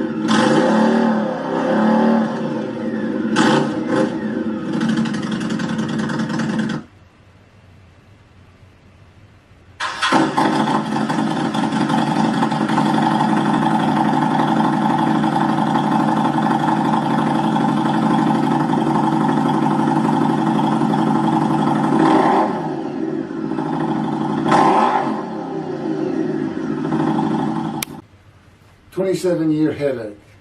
Chapter 5 of the life of God's righteous servant of Isaiah 53. The same year I graduated from law school in 1982, my son Justin was born. In 1985, my daughter Brooke was born. And in 1988, my youngest child and daughter, Laura, was born. I was making good money, though I expected a lot more, in my first job with a law firm that specialized in collections. I also tried my first civil case, which, while working there, which was a nerve-wracking event, first trial. The first day I entered the courtroom, the judge asked me if I was a law clerk. I had a very youthful appearance, though I was 28 years old, not 20, common age for a law clerk. My youthful appearance in junior high school and high school with my long, wavy blonde hair, I usually kept in a ponytail, had way too many people tell me I looked like a girl. It is interesting though, at least to me, not one person in my entire life has ever said anything about my disfigured arm. I must have looked like a girl who would beat on you if you did it. When I got mad, there was no hiding it. You could see it in my face and hear it in my words. When I was 28, Brooke was born. I tried my first civil case, and the bane of my existence on earth began. A never-ending headache that I generally thought to be associated with post-traumatic stress disorder. I had terrible nightmares from my youth, but now I seem to have begun grinding my teeth, causing the temporal mandibular joint, TMJ, to ache terribly during the day, and the whole side of my head, the muscular, I don't know what you call it, but underneath the skin of the skull was always real tight, a tightening of the muscles. It was difficult to even talk to people at some points. For 27 years I had that headache. I tried everything.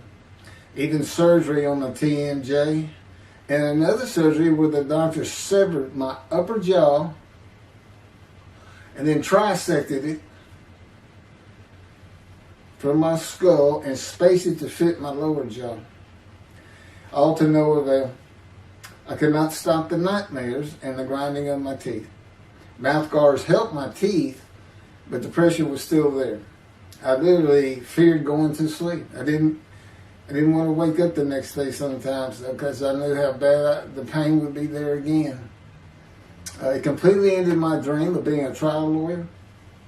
So I got an associate position in an oil and gas firm and began learning how to prepare title opinions for oil and gas companies on tracts of land they plan to drill on.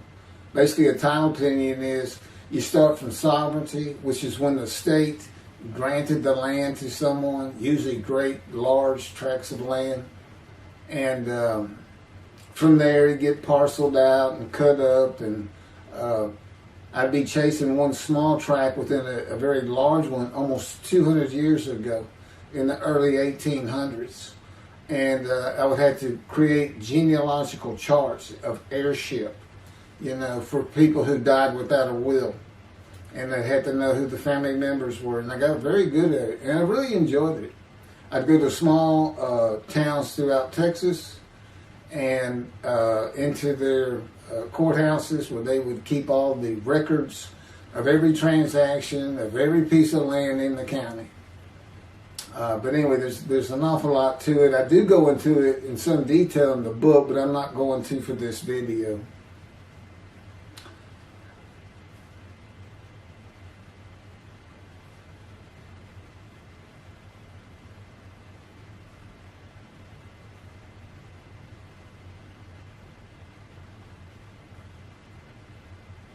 Eventually, I had my own firm. It was just me at my own office, and I was doing very well, though billing hours for title work is generally lower than other areas of the law, by the hour. But I had also been involved in multi-million-dollar sales of production between oil and gas companies, probated wills, prepared affidavits of heirship, worked with landmen to fix title defects, appellate work, including arguments before justices, plea bargaining in criminal cases for defendants, and anything else that came my way. Then it all stopped, and once again I was fighting for my life in 2001. This is chapter 6, skin, colon, and lung cancer. Oh, just God would have me tell you, he gave me those headaches. When he came to me, I stopped having nightmares. He provides my dreams for me now, and often as a learning experience. But the grinding of the teeth, everything stopped, and I thought it was just because I wasn't having nightmares, and took away any symptoms of PTSD, for which I was receiving money from an insurance company for disability, partial disability. And that went on for about 7 years. Then one day we're out walking, year 7 of 13, and I had that headache. It just came, and I just stopped. And I said, "You got to be kidding. You did not give me those headaches." He said, "Yes, I did. It's necessary. You are considered the suffering servant of Isaiah 53. You had to suffer your entire life until you're suitable for my purpose," and that includes fitting every verse of Isaiah 53. At that time, I had finally read it, 7 years into all this. It was about year 2, I think. But yeah, he did. And, I ended up taking painkillers left and right and drinking with it, as so many people do. I was able to maintain, my life, my work, and everything, but it was enough to put the strain on my marriage that I pretty much blamed myself for it. And I told him I did it. That's the only time I got hot. Disfiguring me, gut shot, those things, they didn't bother me. But I said, you hurt my children terribly with that. Because I became a bad father. I mean, I wasn't the father I could be. I mean, they love me and I love them. We don't have any serious risks. They're off living their lives and they're all doing great.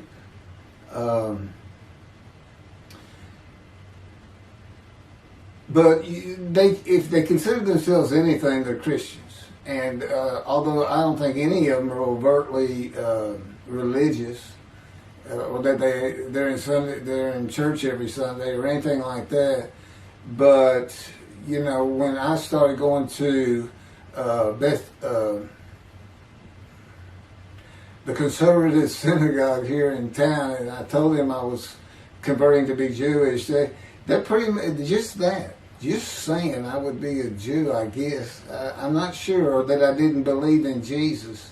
It was probably more of it, God says. But really haven't talked to them much at all in 7 or 8 years. But anyway, so God gave me the headaches just to make sure.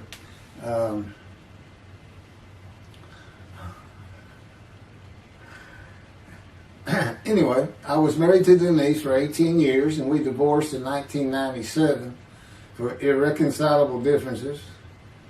We agreed that she maintain custody of the children. The first to leave was Justin, and he came and lived with me. Then Brooke started getting in trouble, who is as tough as she is beautiful. Her mom's very difficult to get along with.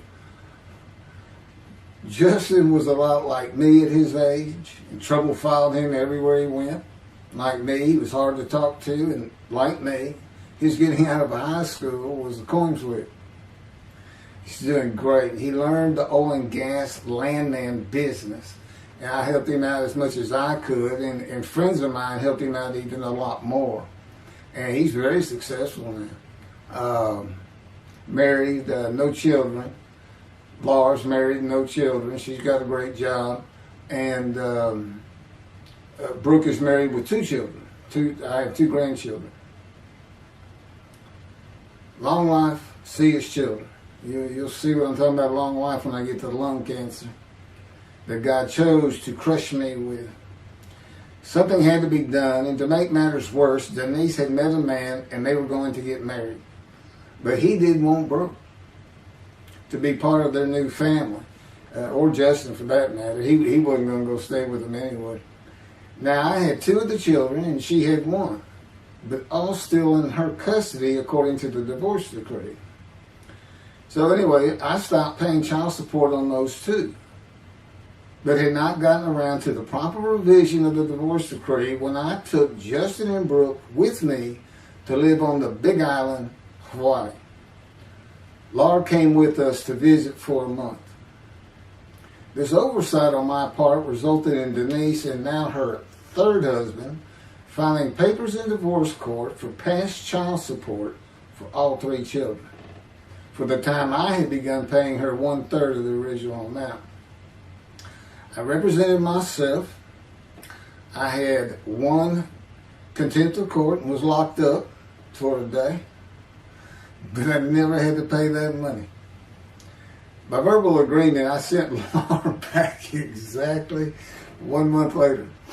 I could not leave her out, and I wanted her to see where her brother and sister would be living.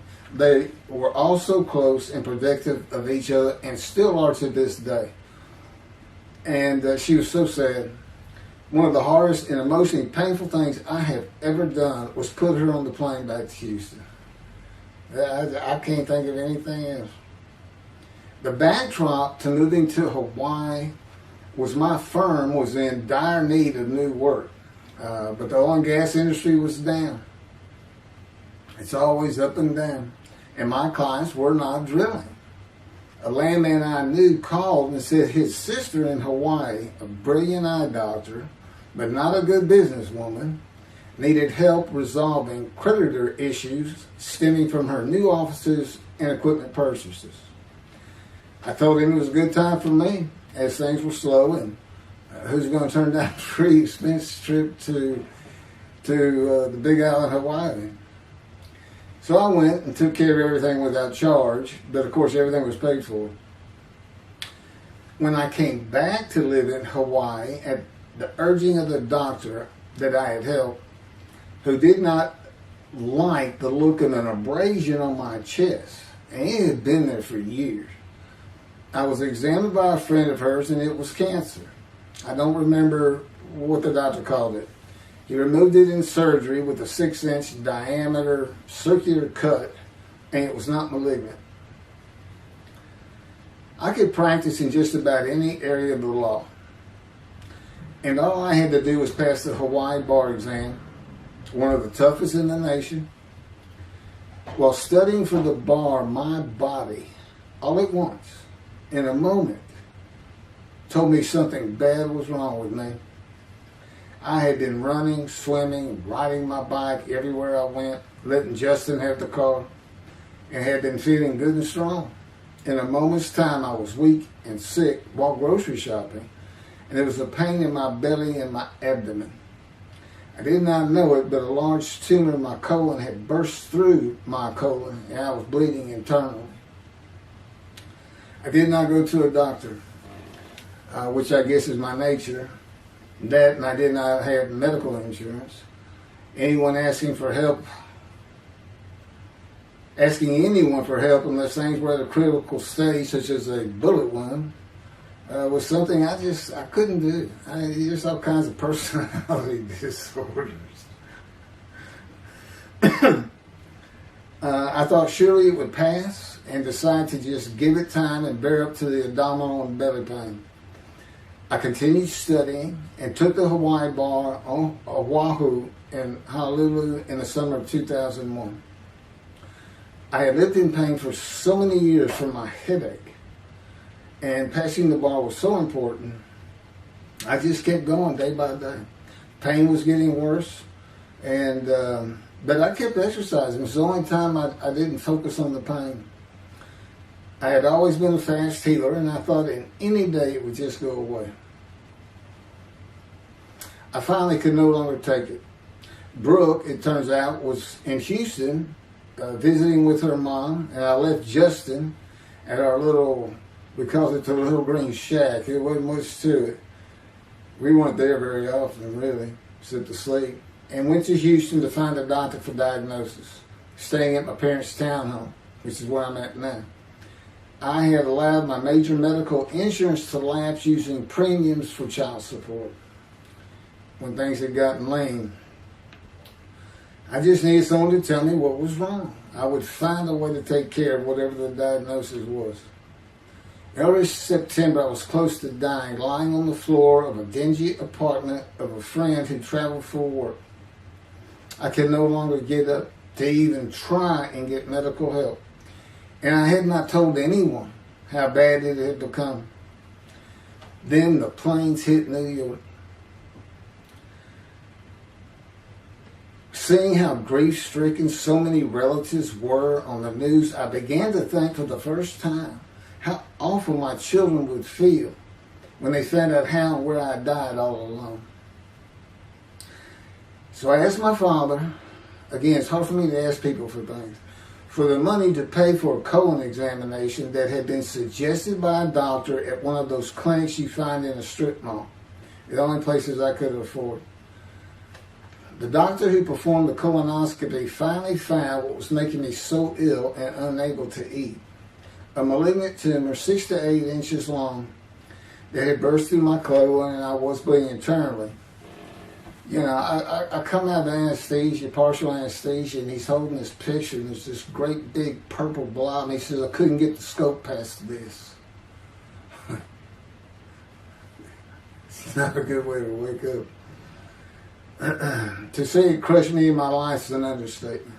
The pain, the weight loss, inability to eat, all I could do was drink calorie drinks. Began about 4 months before the colon examination. That was 4 months of sheer pain. But as it turns out, I did pass the Hawaii bar exam. It was now early October 2001. The doctor told me, look, you don't have insurance. Go to Bentop Hospital. That's the hospital I went to when I got gunshot. I prefer gut shot. Sounds better. Yes, man. And he gave me the pictures from the procedure showing what he could not get the scope past. Just shaking his head and saying, you should have come in much earlier. So I went to Bentop thinking I was here in 75 on October 5, dying. But I did survive, and here I am again on the first week of October 2001. I showed the pictures to the admitting nurse. Instead of them sending me to the waiting room, she just looked at me and she said, this is a public hospital. I mean, you can wait all day long to have a cold check. She looked at me and said, why did you wait so long? And how are you still alive? And I told her, I have no idea. She did not send me to the waiting room, but had an orderly take me immediately to a room. There they hooked me up to a morphine machine where I could hit a button at a time interval I can no longer remember and receive a small dose. I do know I never missed one. I was very depressed, and my parents who waited in that line for admittance with me looked so sad and depressed. It was not one of my better days, though I finally had some pain relief. Day after day, I lay there waiting for the next test they would run. It was during this time I received notification that Denise had filed papers in the divorce court to recover monies for the time I was taking care of 2 of the children.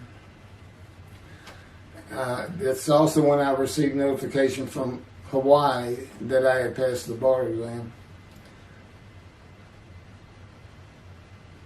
So, Bental Hospital, what a lifesaver. I mean, young surgeons in like Baylor University, medical schools, it's a prime position to get your hands on if you're going to be a surgeon, because you're in surgery all day long and all night long. As long as you can stand up, they're bringing people in.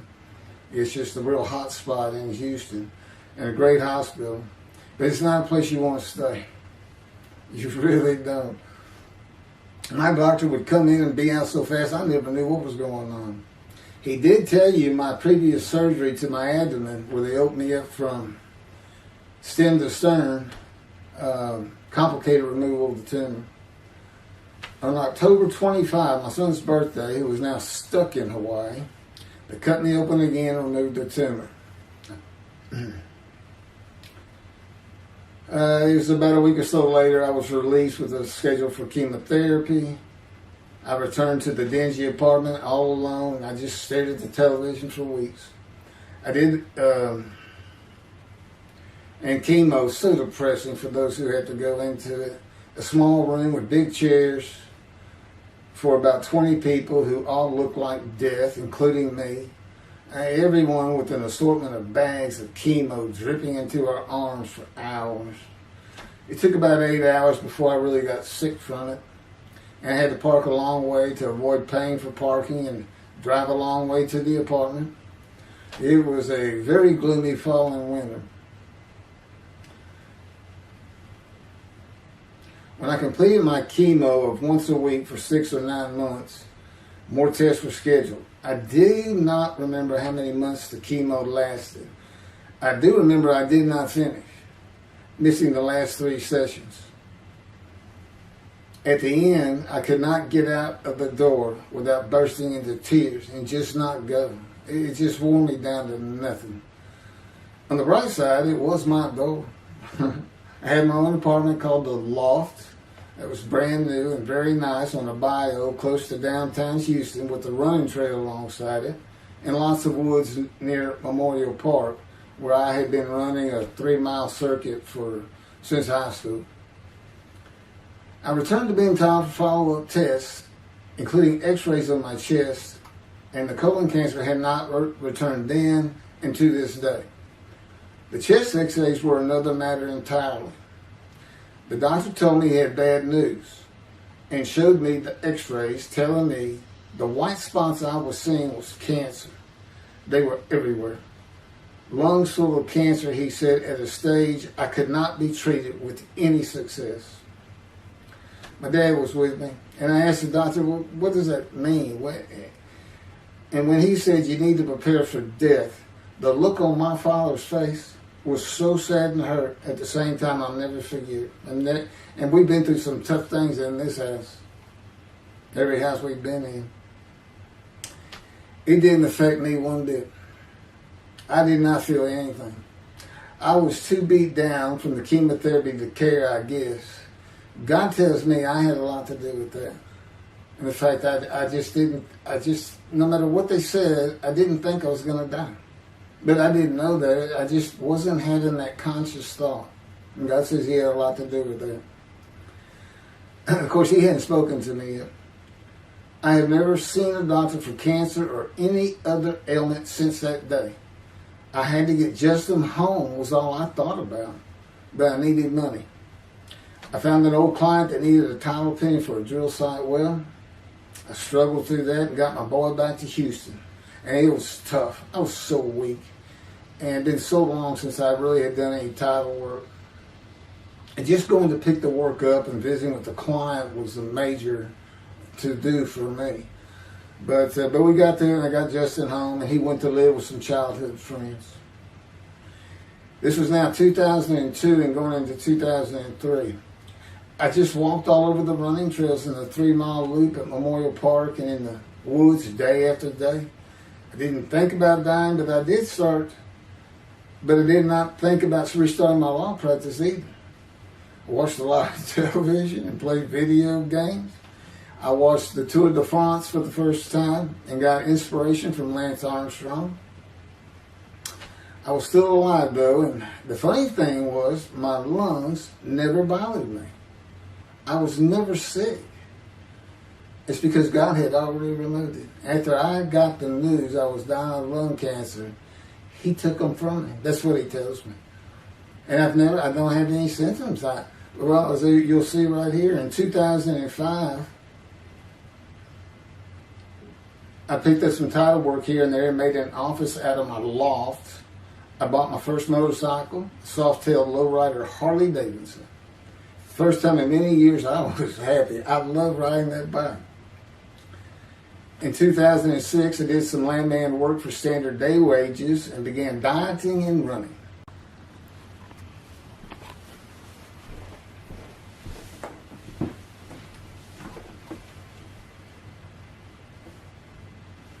Once again, my camera only goes for 29 minutes and 59 seconds, and I'm going to back up just a little bit. In 2006, I did some land work for standard day wages and began dieting and running. I had never been a swimmer in terms of training for it. I love the water and swimming, but I never trained with laps at different paces and various distances. Mostly because I was so slow, because of my right arm. I was reaching an age, though, where endurance in my running was more important than speed. And so endurance swimming was too. In Hawaii, I had seen the athletes come to Kailua Kona, where we lived and where the Ironman Triathlon begins and ends. Matter of fact, my little green shack was just right on the route where they start. That was a fun week, and it was amazing watching the athletes train and prepare for the race. I would think to myself, a human being, the human body cannot do what they are doing. Yet they were, and they did. It's just amazing. I decided to learn how to swim more efficiently and how to train for distance and endurance. Get a regular and triathlon bike and enter some triathlons. I was still alive and finally a direction and purpose in my life. Training every day for long periods of time. It really helped with my headache and I slept better. In 2007, I signed up for the March 30, 2008 Lone Star Half Iron Triathlon in Galveston, Texas. And the October 5, 2008 Longhorn Ironman 70.3 in Austin, Texas. You cover 70.3 miles, and you got to do it under 8 hours. And I did real well in the first one. As far as my time, it's 7 hours and a little bit. But I barely made it without disqualification in the one in Austin, and it was primarily because of the hills. It's this very hilly area in central Texas, I guess. But I did make it, and swore I'd never do another one. But I did that after the first one too. It's tough. My insurance was still paying for my inability to work, primarily based on the headache and a diagnosis of PTSD. So I was not working, and I got real serious in training to swim the 1.2 miles in the ocean. And that would be in Galveston and in a lake in Austin. 56 miles on the bike and a half marathon, 13.1 mile run. That's what I was able to do with a diagnosis in 2001 of lung cancer that could not even be treated, stage 4. And that's just about impossible. It would take a miracle of God for that to happen, because generally you're going to die within 1 year. They say if you get lucky with good medical treatment, you might make 5 years. But 1 year is the standard, if you can make it that long. That's my proof that I offered myself to guilt for God. Because you can't, it's not something provable. All you can do is show the result of that offer. And again, guilt's an emotion. I got way too many videos and everything to get too detailed on it. But that is the proof. You know, I got the colon cancer 20 years ago when the planes hit New York. And it was Oh, that was 2009, right. Too many things go through my mind when I start thinking about those cancer years. But God, He removed it. He had something for me to do, but that's verse 10. God chose to crush him with disease. And as I've mentioned, the reason he chose that is to show that I was blemished, defective, could not possibly be an offer for sacrifice, because he knew what the Gentiles were going to do. They were going to put an unblemished lamb in there and call the Jewish people's Bible their own, and use the laws of Leviticus, not unlike Mr. Tovia Singer and his 6 million blemished ram sacrifice by Hitler, the righteous servant of God. That's how that seems to read. He's welcome to, respond any way he wants to that, but it's on the video, it's in the book, it's in quotes by him. It's from his midrash, from his site, and he said, share this with everybody. Everybody can take it and just share how great my knowledge is. Well, it's lacking in some areas. There's any question he's an intelligent man, but his reasoning capabilities, in my opinion, at least as to Isaiah 53, are severely wanting. I am that man. And God's going to give the Christians hell with it and with me. Just like I just heard this for the first time on the video, when all of a sudden he had me say that Jesus announced he wasn't the man of Isaiah 53 on the cross when he said, Father, Father, Father, why are you forsaking me? Because he was about to die. In Isaiah 53, who he thought he was, and he's not, who he didn't fit the verses, but he thought he was, he's supposed to be exposed to death, but given long life. So boldly he goes into the Roman Jerusalem and gets himself taken up. He's not worried. Delusional, yeah, maybe. But as far as I'm concerned, he's nothing but a story. He never existed. And the story starts with the Essenes of the Red Sea Scrolls and the teacher of righteousness. Real quick, I'll go over that. Here's the thing. Their founder is called the teacher of righteousness. Okay? They were great followers of Isaiah. They had the great scroll of Isaiah. They're prolific writers and copyists. They had their own gate at Jerusalem. The Essenes Gate. Now, the New Testament never mentions them. You got Pharisees, Sadducees, Essenes, but they never mention an Essene. And Jesus, quite frankly, would have been one of them, because they embody who he is. They didn't like riches, hated sinning. They didn't like material things. They removed themselves from Jerusalem, in the most part, to those caves by the Dead Sea for that very reason. But they did have a gate. They still had people who would be there, and you know what they would do at the gates? Tell stories. That's what you do. You tell stories, and it is a great story. Here's this guy, he's connected with God. Back then they believed men were gods. Caesar was a god. Over in Egypt, you had the same thing going on. It's a common thought that men could be gods. And this story just springs up. And there didn't any question. They'd have gone and questioned him. I mean, they're sitting right front and center in Jerusalem. You think they didn't hear about this man walking on water, raising the dead, feeding 5,000 with 2 fish and 5 loaves? Turning water to wine. That alone, Rome would have said, Caesar would have said, he does what? He turns water to wine. Bring him to me. Don't touch a hair on his head. You don't kill the man who turns water to wine. You send him out with your armies. Make your men happy. It's there's so many ridiculous aspects to it. Most particularly, God performed a human sacrifice for the sinning Gentiles. He's left the sinning Jews for the sinning Gentiles.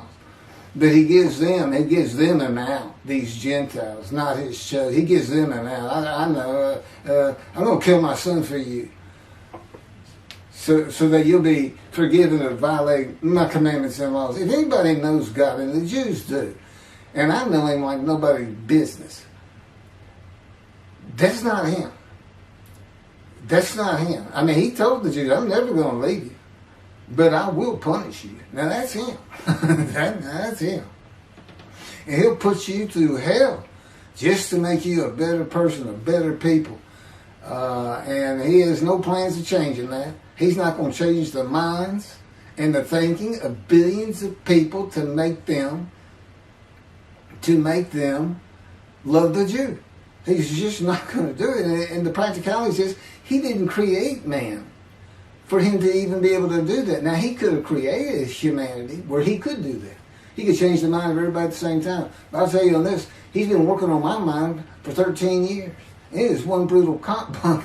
It's a very one-on-one affair. Now, he says, now, I could just kill everybody. I mean, that's easy enough. That's easy. I could just kill everyone. But he said, that's not, it's all about this. You got to know how to read the Bible.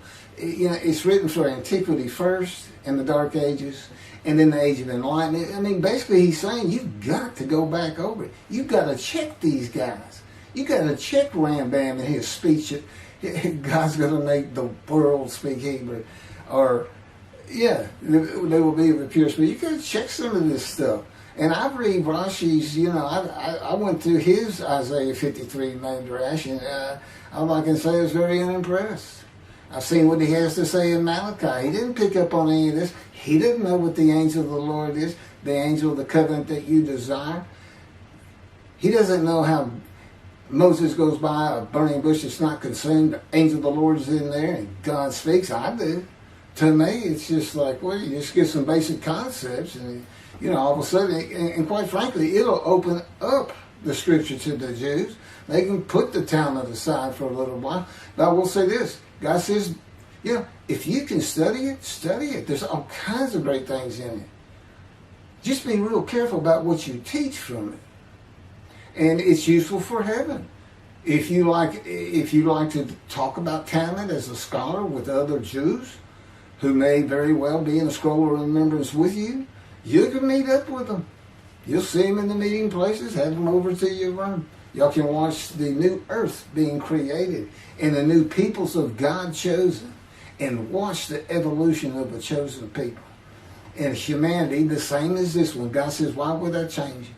Why would I change it? When I did it, it was perfect. And you can tell Mr. Singer that the evolution that he's talking about, where all of a sudden the world's going to love the Jews, been going on for over 3,000 years, and it hadn't even.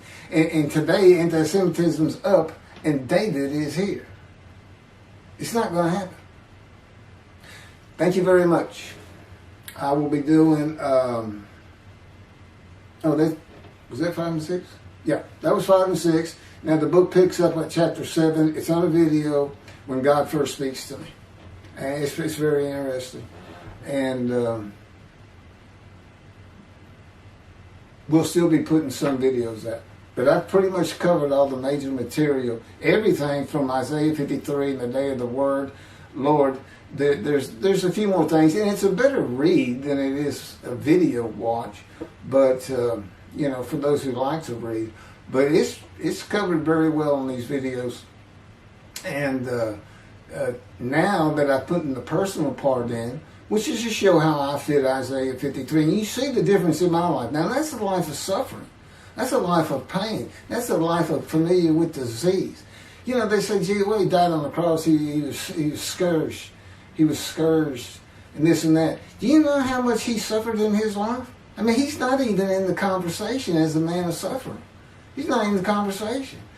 Thousands and thousands and thousands of people died horrific deaths back then and by crucifixion. It's not the only one. This is descriptive of a man in his life. So you can find him, identify him. And what did he do? He never suffered. He was never sick, ever, until the last day of his life. He's 30 years old and he's got one day but under his belt of pain and suffering. To me, you're not even in the conversation.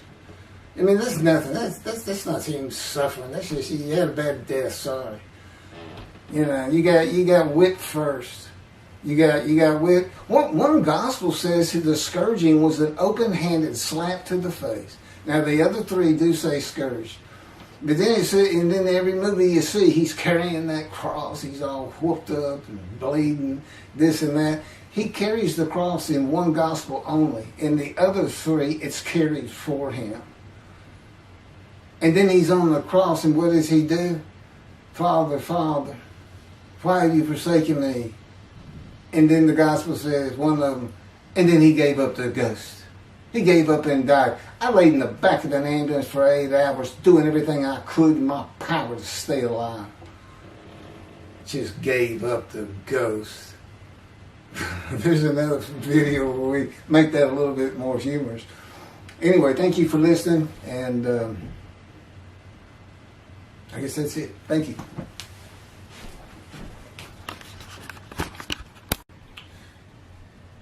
This is a video that leads into a brand new, very distinct, not heard from before, commentary on Isaiah 53, which begins actually in Isaiah 52.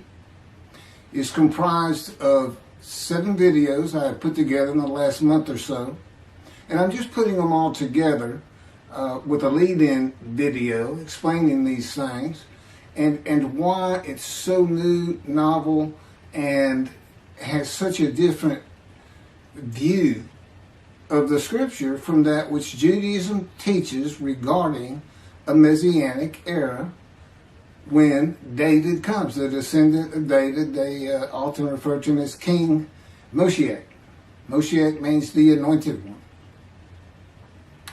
And you'll get the idea from the title of this video real quick. God speaks to an atheist.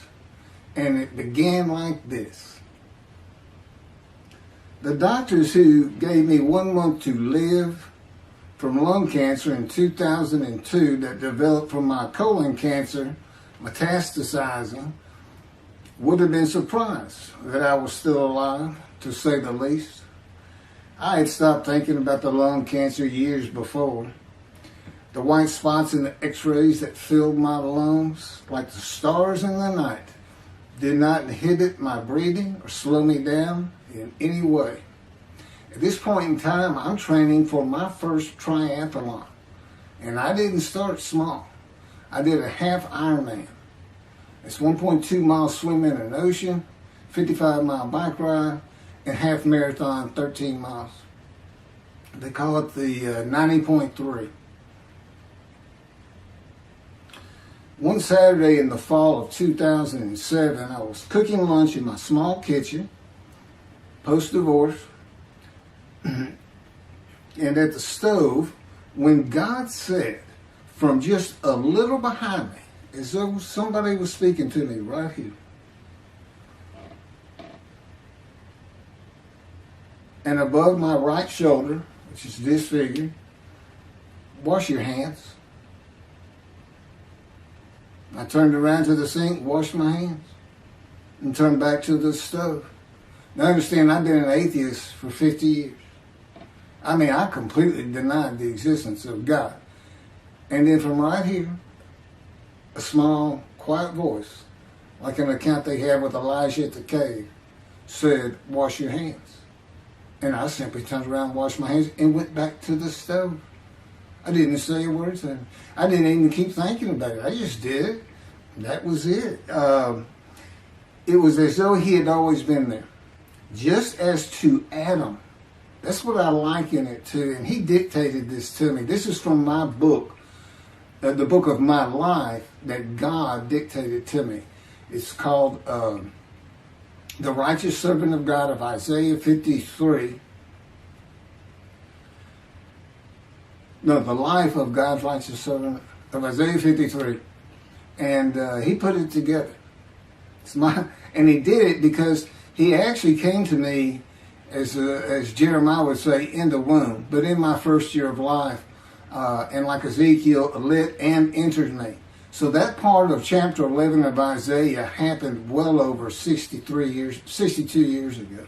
That's when that happened. That's when Moshiach was here. For all these rabbis and commentators who have been saying, he's here, no, he's here. Well, he's been here. I've been here a long time. I just wasn't prepared and hadn't even heard his voice yet. But what he did, you know, with Jeremiah, he made sure he was a priestly, godly man and guided his life. With me, it was to make sure I fit every single verse of Isaiah 53 as only I can explain it, what it's for, what it all means, and live a life of suffering familiar with disease. God chose to crush him with disease that he would offer himself for guilt and receive long life to see his children. That's my proof that it happened. They told me 20 years ago, we can't treat this lung cancer. It's too advanced. You're going to die. And you're going to die real soon. You need to prepare for it. And it did crush my life. I stopped working. I just kept waiting to die.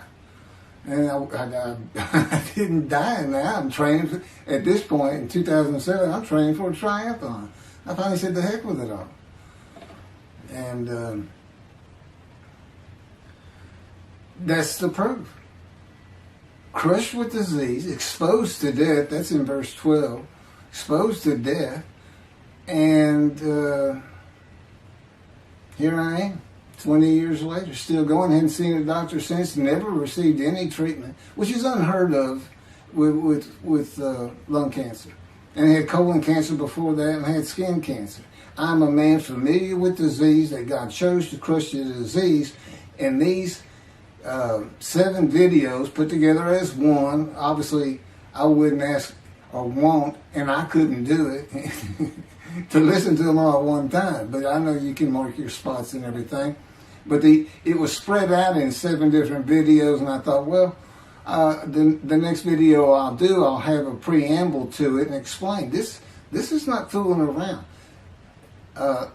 Once you learn my version, which comes from God, of when Moshiach comes, the day of the Lord, which is left out of the Messianic era. But if you ignore me, God says, as my role as Elijah, God says, when he does return to his temple suddenly, it's going to be with, and it's not there, it's going to be with utter destruction to the land. Okay, all this is explained, so I'm not going to keep going in detail and carry on with God first speaking to me, but it was as what Adam would have felt like. This is natural. I mean, to him, you know, having somebody speaking to him from above him, from up here, from within him, it's perfectly natural. And he wouldn't be falling down in reverence and I'm not worthy and all that. It would just be, this is the person who's always talking to me and telling me what to do. The fact that he doesn't see him wouldn't probably enter into his mind. Just, you know, that's just the natural order of the world for Adam and me. Particularly today, 13 years later. Still in God's fire of refinement, preparing me. And now we have the books, they're unpublished. Jewish publisher, Christian publishers, I dare not even send it to them. Because how harsh I am on Jesus Christ, who said he was the man of Isaiah 53. And it's because of him I had to get crushed with cancer. That's what that's all about. God doesn't have to crush you to make you offer yourself for guilt. He just seized Ezekiel and put him through the fire of refinement, the anguish of it, and sent him off to be a prophet to the Assyrian, Babylonian exiles, of which he was one, actually. The book of Ezekiel is the key to Isaiah 53. That's my backup. See, God, these videos, everything, the way where he put angel of his presence and Holy Spirit, that Judaism doesn't recognize. A host of the Lord's host. It's in the book of Joshua, one time. He did it so they wouldn't find it. He knew what this was going to be about. These are my proofs. This is what it's all about. He set it up for me to be this controversial. You just got to take the Messianic era of Judaism and toss it out the window. And you'll understand why, when God has me explain it to you. He controls everything I do, think, and say. Finishing preparing lunch and ready to watch a Texas A&M football game, I headed to the living room and God said, "Get a napkin." I turned back to the kitchen and got a paper towel, sitting on the couch from about the same place. Sitting on the couch with the television on and my plate in my lap, God said, "Get your TV tray." I got up, set my TV tray in front of me, and placed my plate on it, began eating and watching the game. That night, I was in bed reading a book. From the doorway, God said, "Tomorrow we're going to Bed Bath & Beyond, the store, to buy a shower curtain, sheets, pillowcases, and shop in general for things that you need." I said, "Okay," and continued reading my book. That's God spoke to an atheist. That's how it started. We call it the early years now when we talk about it. It was so different from the way things are and all the same in the same breath. And I have since learned this. It was by his power upon my emotions and thoughts that his presence with me was though he had always been there. In other words, when you read in the Hebrew Bible, God calls somebody's name like little Samuel, and he says, "Here I am. Here I am." Now there's some accounts of people falling to the ground, but he can put a silent knowing to you. He can put knowledge within you, your mind, where you never hear a word from him. In other words, put into your mind the God of all creation is about to speak to you, and he doesn't have to say stay calm. He controls emotions.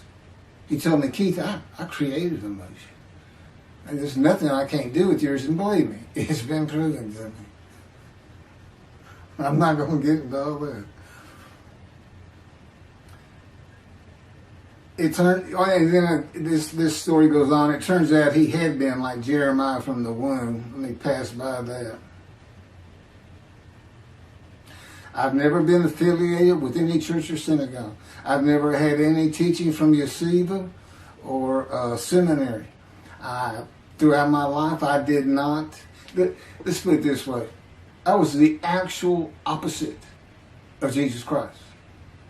Actual opposite. I'm a sinner. He took me back. He said, "Look," because I said, "Well, I wasn't that bad of a sinner, was I?" He said, "Really?" So here we go off in vision like the story of Scrooge and the Ghost of Christmas Past. I start getting smart with him. This is us talking friend to friend. I can talk to him like he's just a buddy sometimes. There is a line I know not to cross. I said, "Why would you call that a sin? Why is that a sin?" He said, "Keith, it's a sin. You lied." I said, "Yeah, but if I didn't lie, I was going to jail." He said, "But that don't make it good." I said, "Well, which comes first? Going to saving yourself?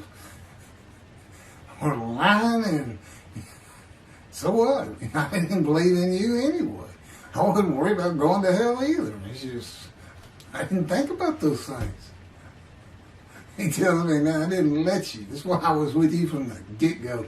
He wanted me to be fresh. No preordained, settled in thoughts and beliefs on anything.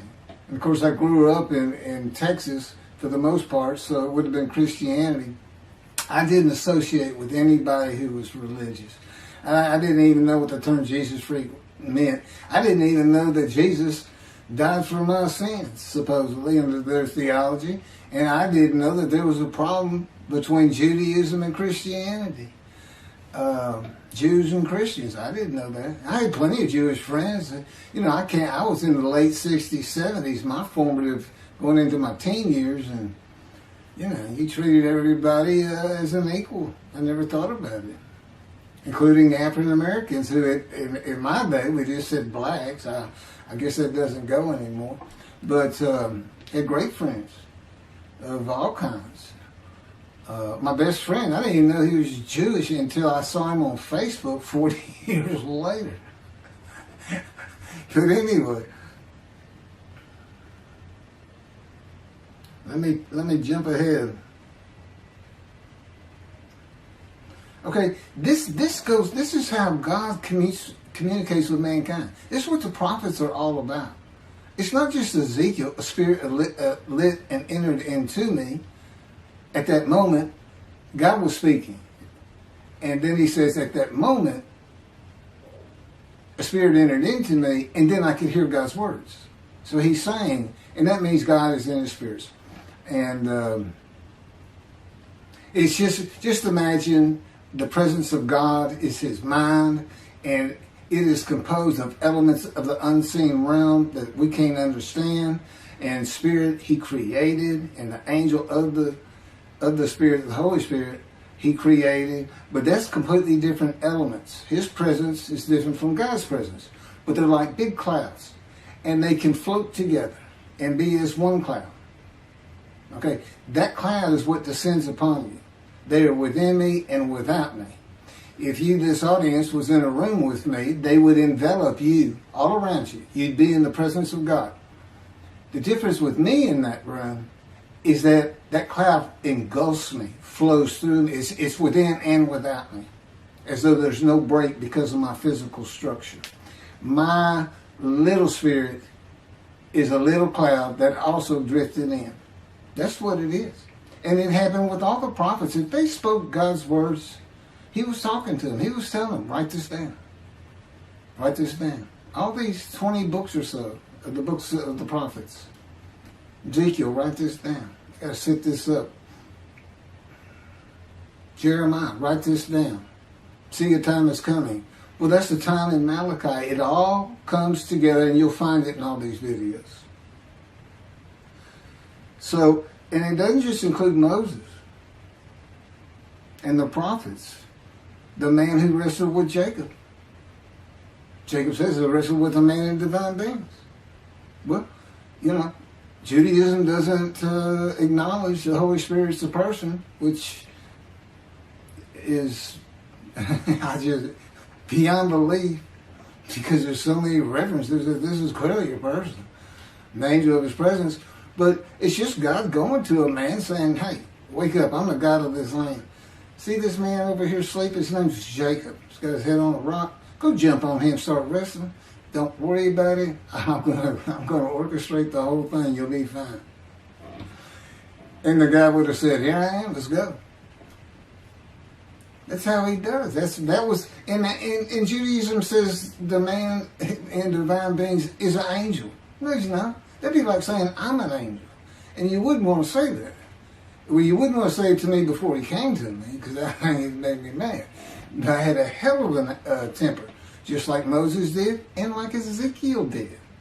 And God knows how to knock it out of you to where you smile and laugh a lot, because I never used to.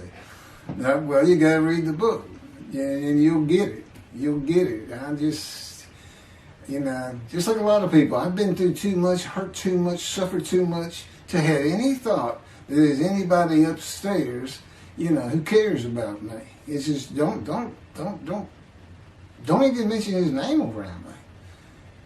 We're either gonna fight or I'm leaving for it, and you'll never see me again. Don't do that, because it just makes me angry. All that's gone, by the way.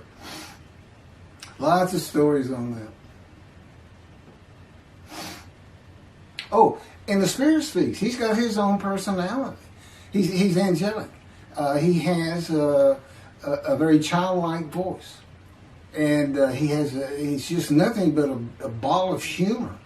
He has me say he's the greatest comedian of all times of the universe. And he's just a joy to talk to and be. And he has the smarts of God, as he tells me. But I have instant communication with him. I have instant communication with God. It's like there's three persons in my mind. This one cloud is three clouds. It's two spirits and the elements of God's mind. And slow process of 13 years, and it's 13 years of, and this is from Isaiah 53, punishment, wounding, chastisement, maltreatment, crushing, bruising, and I'm telling you, he's relentless. That's in the stories, and I have a lot more once I get to Israel, and I have full confidence God's going to get it done. That's one thing I don't worry about. 13 years, a year and a half of trying to get books published, denied by everybody who even bothered to answer me, because it's just so different. And it can only go to Jewish publishers, and it's just like, well, this isn't the stuff we believe, and it sounds like he's saying it's him, and this and that. Well, I was. God said I made sure I didn't get them published. I wanted to do the videos first. You see, I'm not on the executive committee. I don't know what's going on 99% of the time. I don't know what I'm going to have for dinner. I no longer have self-will. I can't ask him for anything. And there's all kinds of reasons for that, such as, if one of my kids gets sick and he doesn't heal them up, cancer or something, am I going to be disappointed? Am I going to be hurt? The answer is no. He's trained me too well to even bother asking. If he's going to do it, he's going to do it. I know he has the knowledge, and he's right here with me. So, it's a long, detailed process. I know things from his perspective. It's just another reason the Messianic era is not going to happen. And it comes out in these films. But the Holy Spirit, the angel of his presence, we're friends. God says, I can't be friends with human beings. I said, well, we're friendly with each other. He says, yes, that's right. I said, I Googled this, and technically you are my friend. He said, well, I know, but I just don't acknowledge you. I said, why? He said, because I'm God. That's the way I am. I get to do whatever I want. Now, he's just messing with me. He's just like having a friend. Of course, it's a true statement. He can do whatever he wants. But he's pretty stately and regal. But, again, we live together. I've lived with him for 13 years now. And it's never going to end until I die. I wouldn't even know what to do. And he said, if I left you, you're going to fall down dead. You're not supposed to be alive. I keep you alive. He said, I took that cancer from you, but I just put it back in if you do something that makes me want to leave. I said, well, what am I going to do? No self-will. To an extent, no self-thought. And I told him, I'm not even a human being anymore. He said, well, what are you? I said, I don't know. I'm a man in divine beings, but I'm not a human. I don't have self-will. That's what distinguishes a human being from the animal. He said, but I'm being the human for you. I'm providing your self-will. So you do, in a way, have it. So you're still a human being. I said, well, I'm dead. He said, well, why are you dead? I said, because it's like my brain's not connected to my spirit anymore. It's like you're sending all the information in. And that's about heaven. I haven't lived the existence in heaven as to my thoughts, because in heaven you won't have a mind. The heaven for the Jewish people only, I might add. You won't have a mind. God's got to provide it for you. He's got to be you for you as a completely new and different creature. It's still you.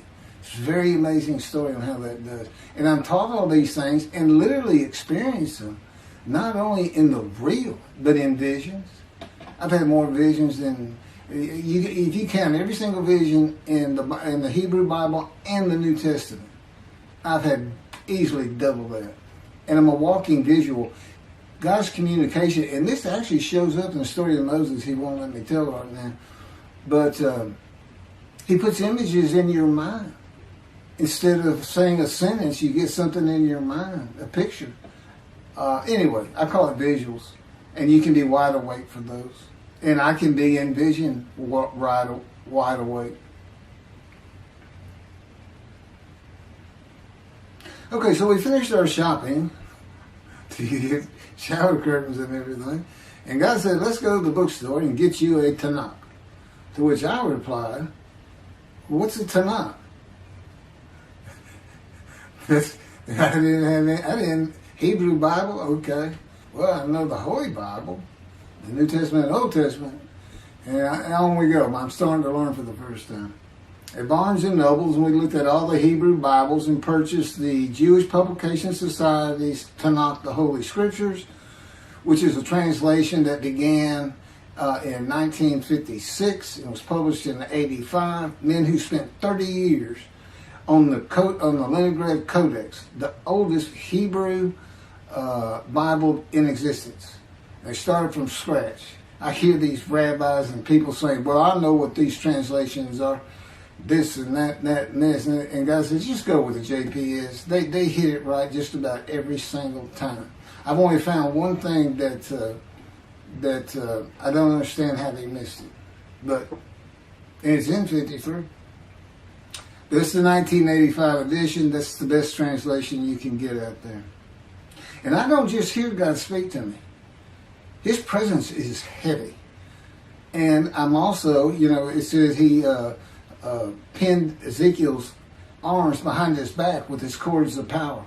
And by his cords of power, Ezekiel could not leave his house. Now, that's in Isaiah 53. He took him from the land of the living. He took him from society. The man of Isaiah 53 lives, so he's taken from society, but that doesn't, from the land of the living, that doesn't mean he died. And there's no crucifixion in 53. So you start to see how Ezekiel is so important in this, and that's where you find out about the covenants of friendship that come with God in the day of the Lord when Moshiach comes. Again, you don't hear anything about it in this Messianic era. I'll tell you this. I think the Jewish people are going to like this better. I think throwing out all that rubbish Judaism has been teaching from back in antiquity, that's where they're stuck, and see what's really going to happen with God coming back, a man in divine beings, with the capabilities of Moses, Elijah, the descendant of David. All their attributes, are in me. I can be each and every one of them, and I can be all four of them at one time. And God can speak through me. So, it's going to be fun. And he wants his temple rebuilt. That's the purpose of Isaiah 53. It says, a purpose which might prosper of God. But it doesn't tell us what the purpose is. Well, we find it in Malachi 3. I'm sending my messenger before me to clear the way for me, and I shall return to my temple suddenly. But the covenant that comes with David says, I'm going to place my sanctuary amongst you. He already knows it's not going to be there. And then we have Elijah in Malachi 3. Well, he's got a purpose that might prosper. And if it doesn't, God comes with utter destruction to the land. And again, you don't hear it with the Messianic era. Utter destruction to the land. There's 7 million Israeli Jews. How can you not read that and go, that sounds an awful lot like I'm going to raise up armies against you? How can you just ignore that? Well, anyway, we're getting it fixed up. And the purpose that might prosper, I never believed that. I think that just hooks the man of the righteous servant of God of 53. I think that puts him with, he's got the same purpose as Elijah. Elijah's supposed to bring the families back together through the laws and teachings God gave Moses, or being mindful of them. That's the new covenant. It's an amendment. It's an amendment that also has a new inclusion of sin forgiveness. Over the last 63 years, God's presence has resided in Texas, Louisiana, Florida, and Hawaii. And he is more than ready to return to his land, Israel. Because wherever I am is where his presence is, and those are all the different states I lived in over this time period. Wherever I go. And in fact, if you see me in Israel, down at the old city, or down at Tel Aviv, you can turn to your friend and say, hey, I know where God is. His friend said, really? I thought he left. Some people say he died. He said, no, you see that guy over there? He's all around that guy. And some say inside too. That's what it's going to be like. God says, when we get to Israel, we're never leaving again. I said, I wanted to see Great Britain. He said, it's like, did you just ask for something? I was like, oh. Yeah, that's good. I hope I fry if I hit the border and cross over it. I will just burn up, burst into combustible flame. But anyway, that's where he wants to be. And I'm assured he's going to get there. This purpose that might prosper, again, I think it just shows the purpose of the righteous servant and a purpose of Elijah. Because he knew I was going to be teaching. There's only, in the day of the Lord, as you would imagine, he wants to have all the prophecies fulfilled, be done with the prophecies. And there's only a handful, 4 men to come that we've never seen. The descendant of David, prophet like Moses, Elijah, and of course the righteous servant. We only have one description. Even the sages knew you got to have a description of the descendant of David. It's Isaiah 53. They called him in the Babylonian Talmud the Leper Scholar. You'll see me referencing it on just about every video. In other words, I'm saying, look, it's not Jesus, it's not the people of Israel is taught today. It's this guy from the Talmud that just hadn't come yet. You just didn't know, didn't have a man that fit the description. Well, you do now. And 2 covenants. The friendship covenant, which is actually in 2 parts, Ezekiel 34 and Ezekiel 37. One part of which is, I'm going to put my sanctuary amongst my people. And the other part, interesting enough, has to do with the land blooming again, which is Jeremiah 31. See, a time is coming, the land will bloom again. See, a time is coming. The cities, after desolation of many years, 2,000 plus actually, will be restored and Jerusalem rebuilt. And the Jews shall never be defeated again. Okay, now we just talked about utter destruction likened to armies being raised. But here it is in this friendship covenant, in this, Jerusalem being rebuilt. If that's done, then you'll never be defeated again. So, you look and you go, well, there's kind of a problem between those two.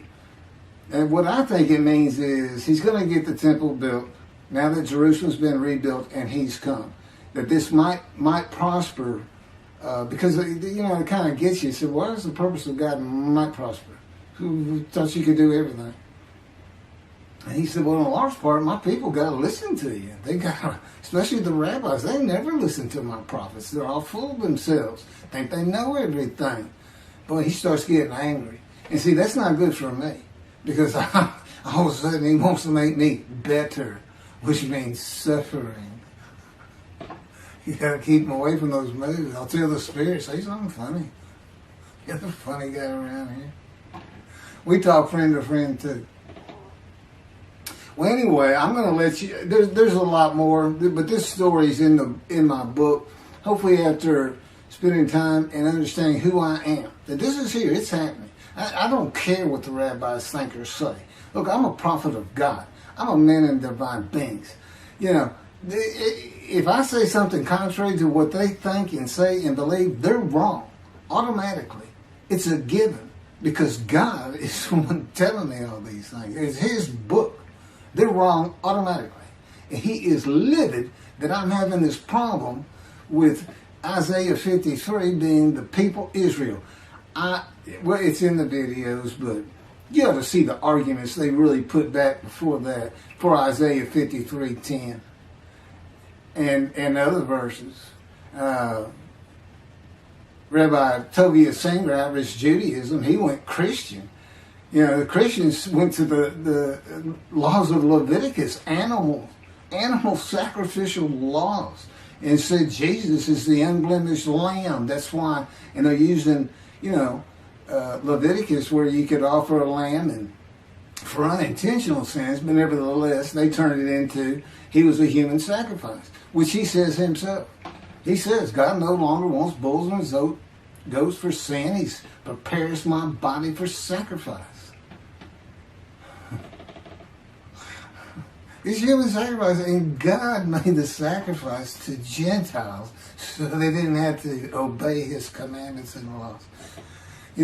From an atheist who comes in with no religious background, I read that and I look up face to face with God wherever He is at that moment, and I say, you got to be kidding me. People believe this? He said about 2 billion right now. He said, I'm not going to bother trying to tell you how many there's been in 2,000 years. God made a human sacrifice to me so I can go to heaven and I can go kill somebody if I want to. I can go rob, so I can go beat my wife and my kids. I accept Jesus again. God was teaching me the New Testament, and this guy at one of these mega churches came up to me and says, you know, if you do accept Jesus Christ, you're not just forgiven of all sins that you have committed. You're forgiven of every sin you're going to do in the future. I said, really? He said, yes, really. He said, Jesus knows you're going to do it, and he already forgave you. I said, what? Okay. So, if you're a Christian, you can just sin all the time, because Jesus knew you was going to do it. I hadn't actually heard that taught, but that's the effect of it. Okay. Next year in Jerusalem. Enjoy the books. Don't try to listen to the videos. Don't try to watch them all at one time. But what I did is I put them together for you in the order they should be.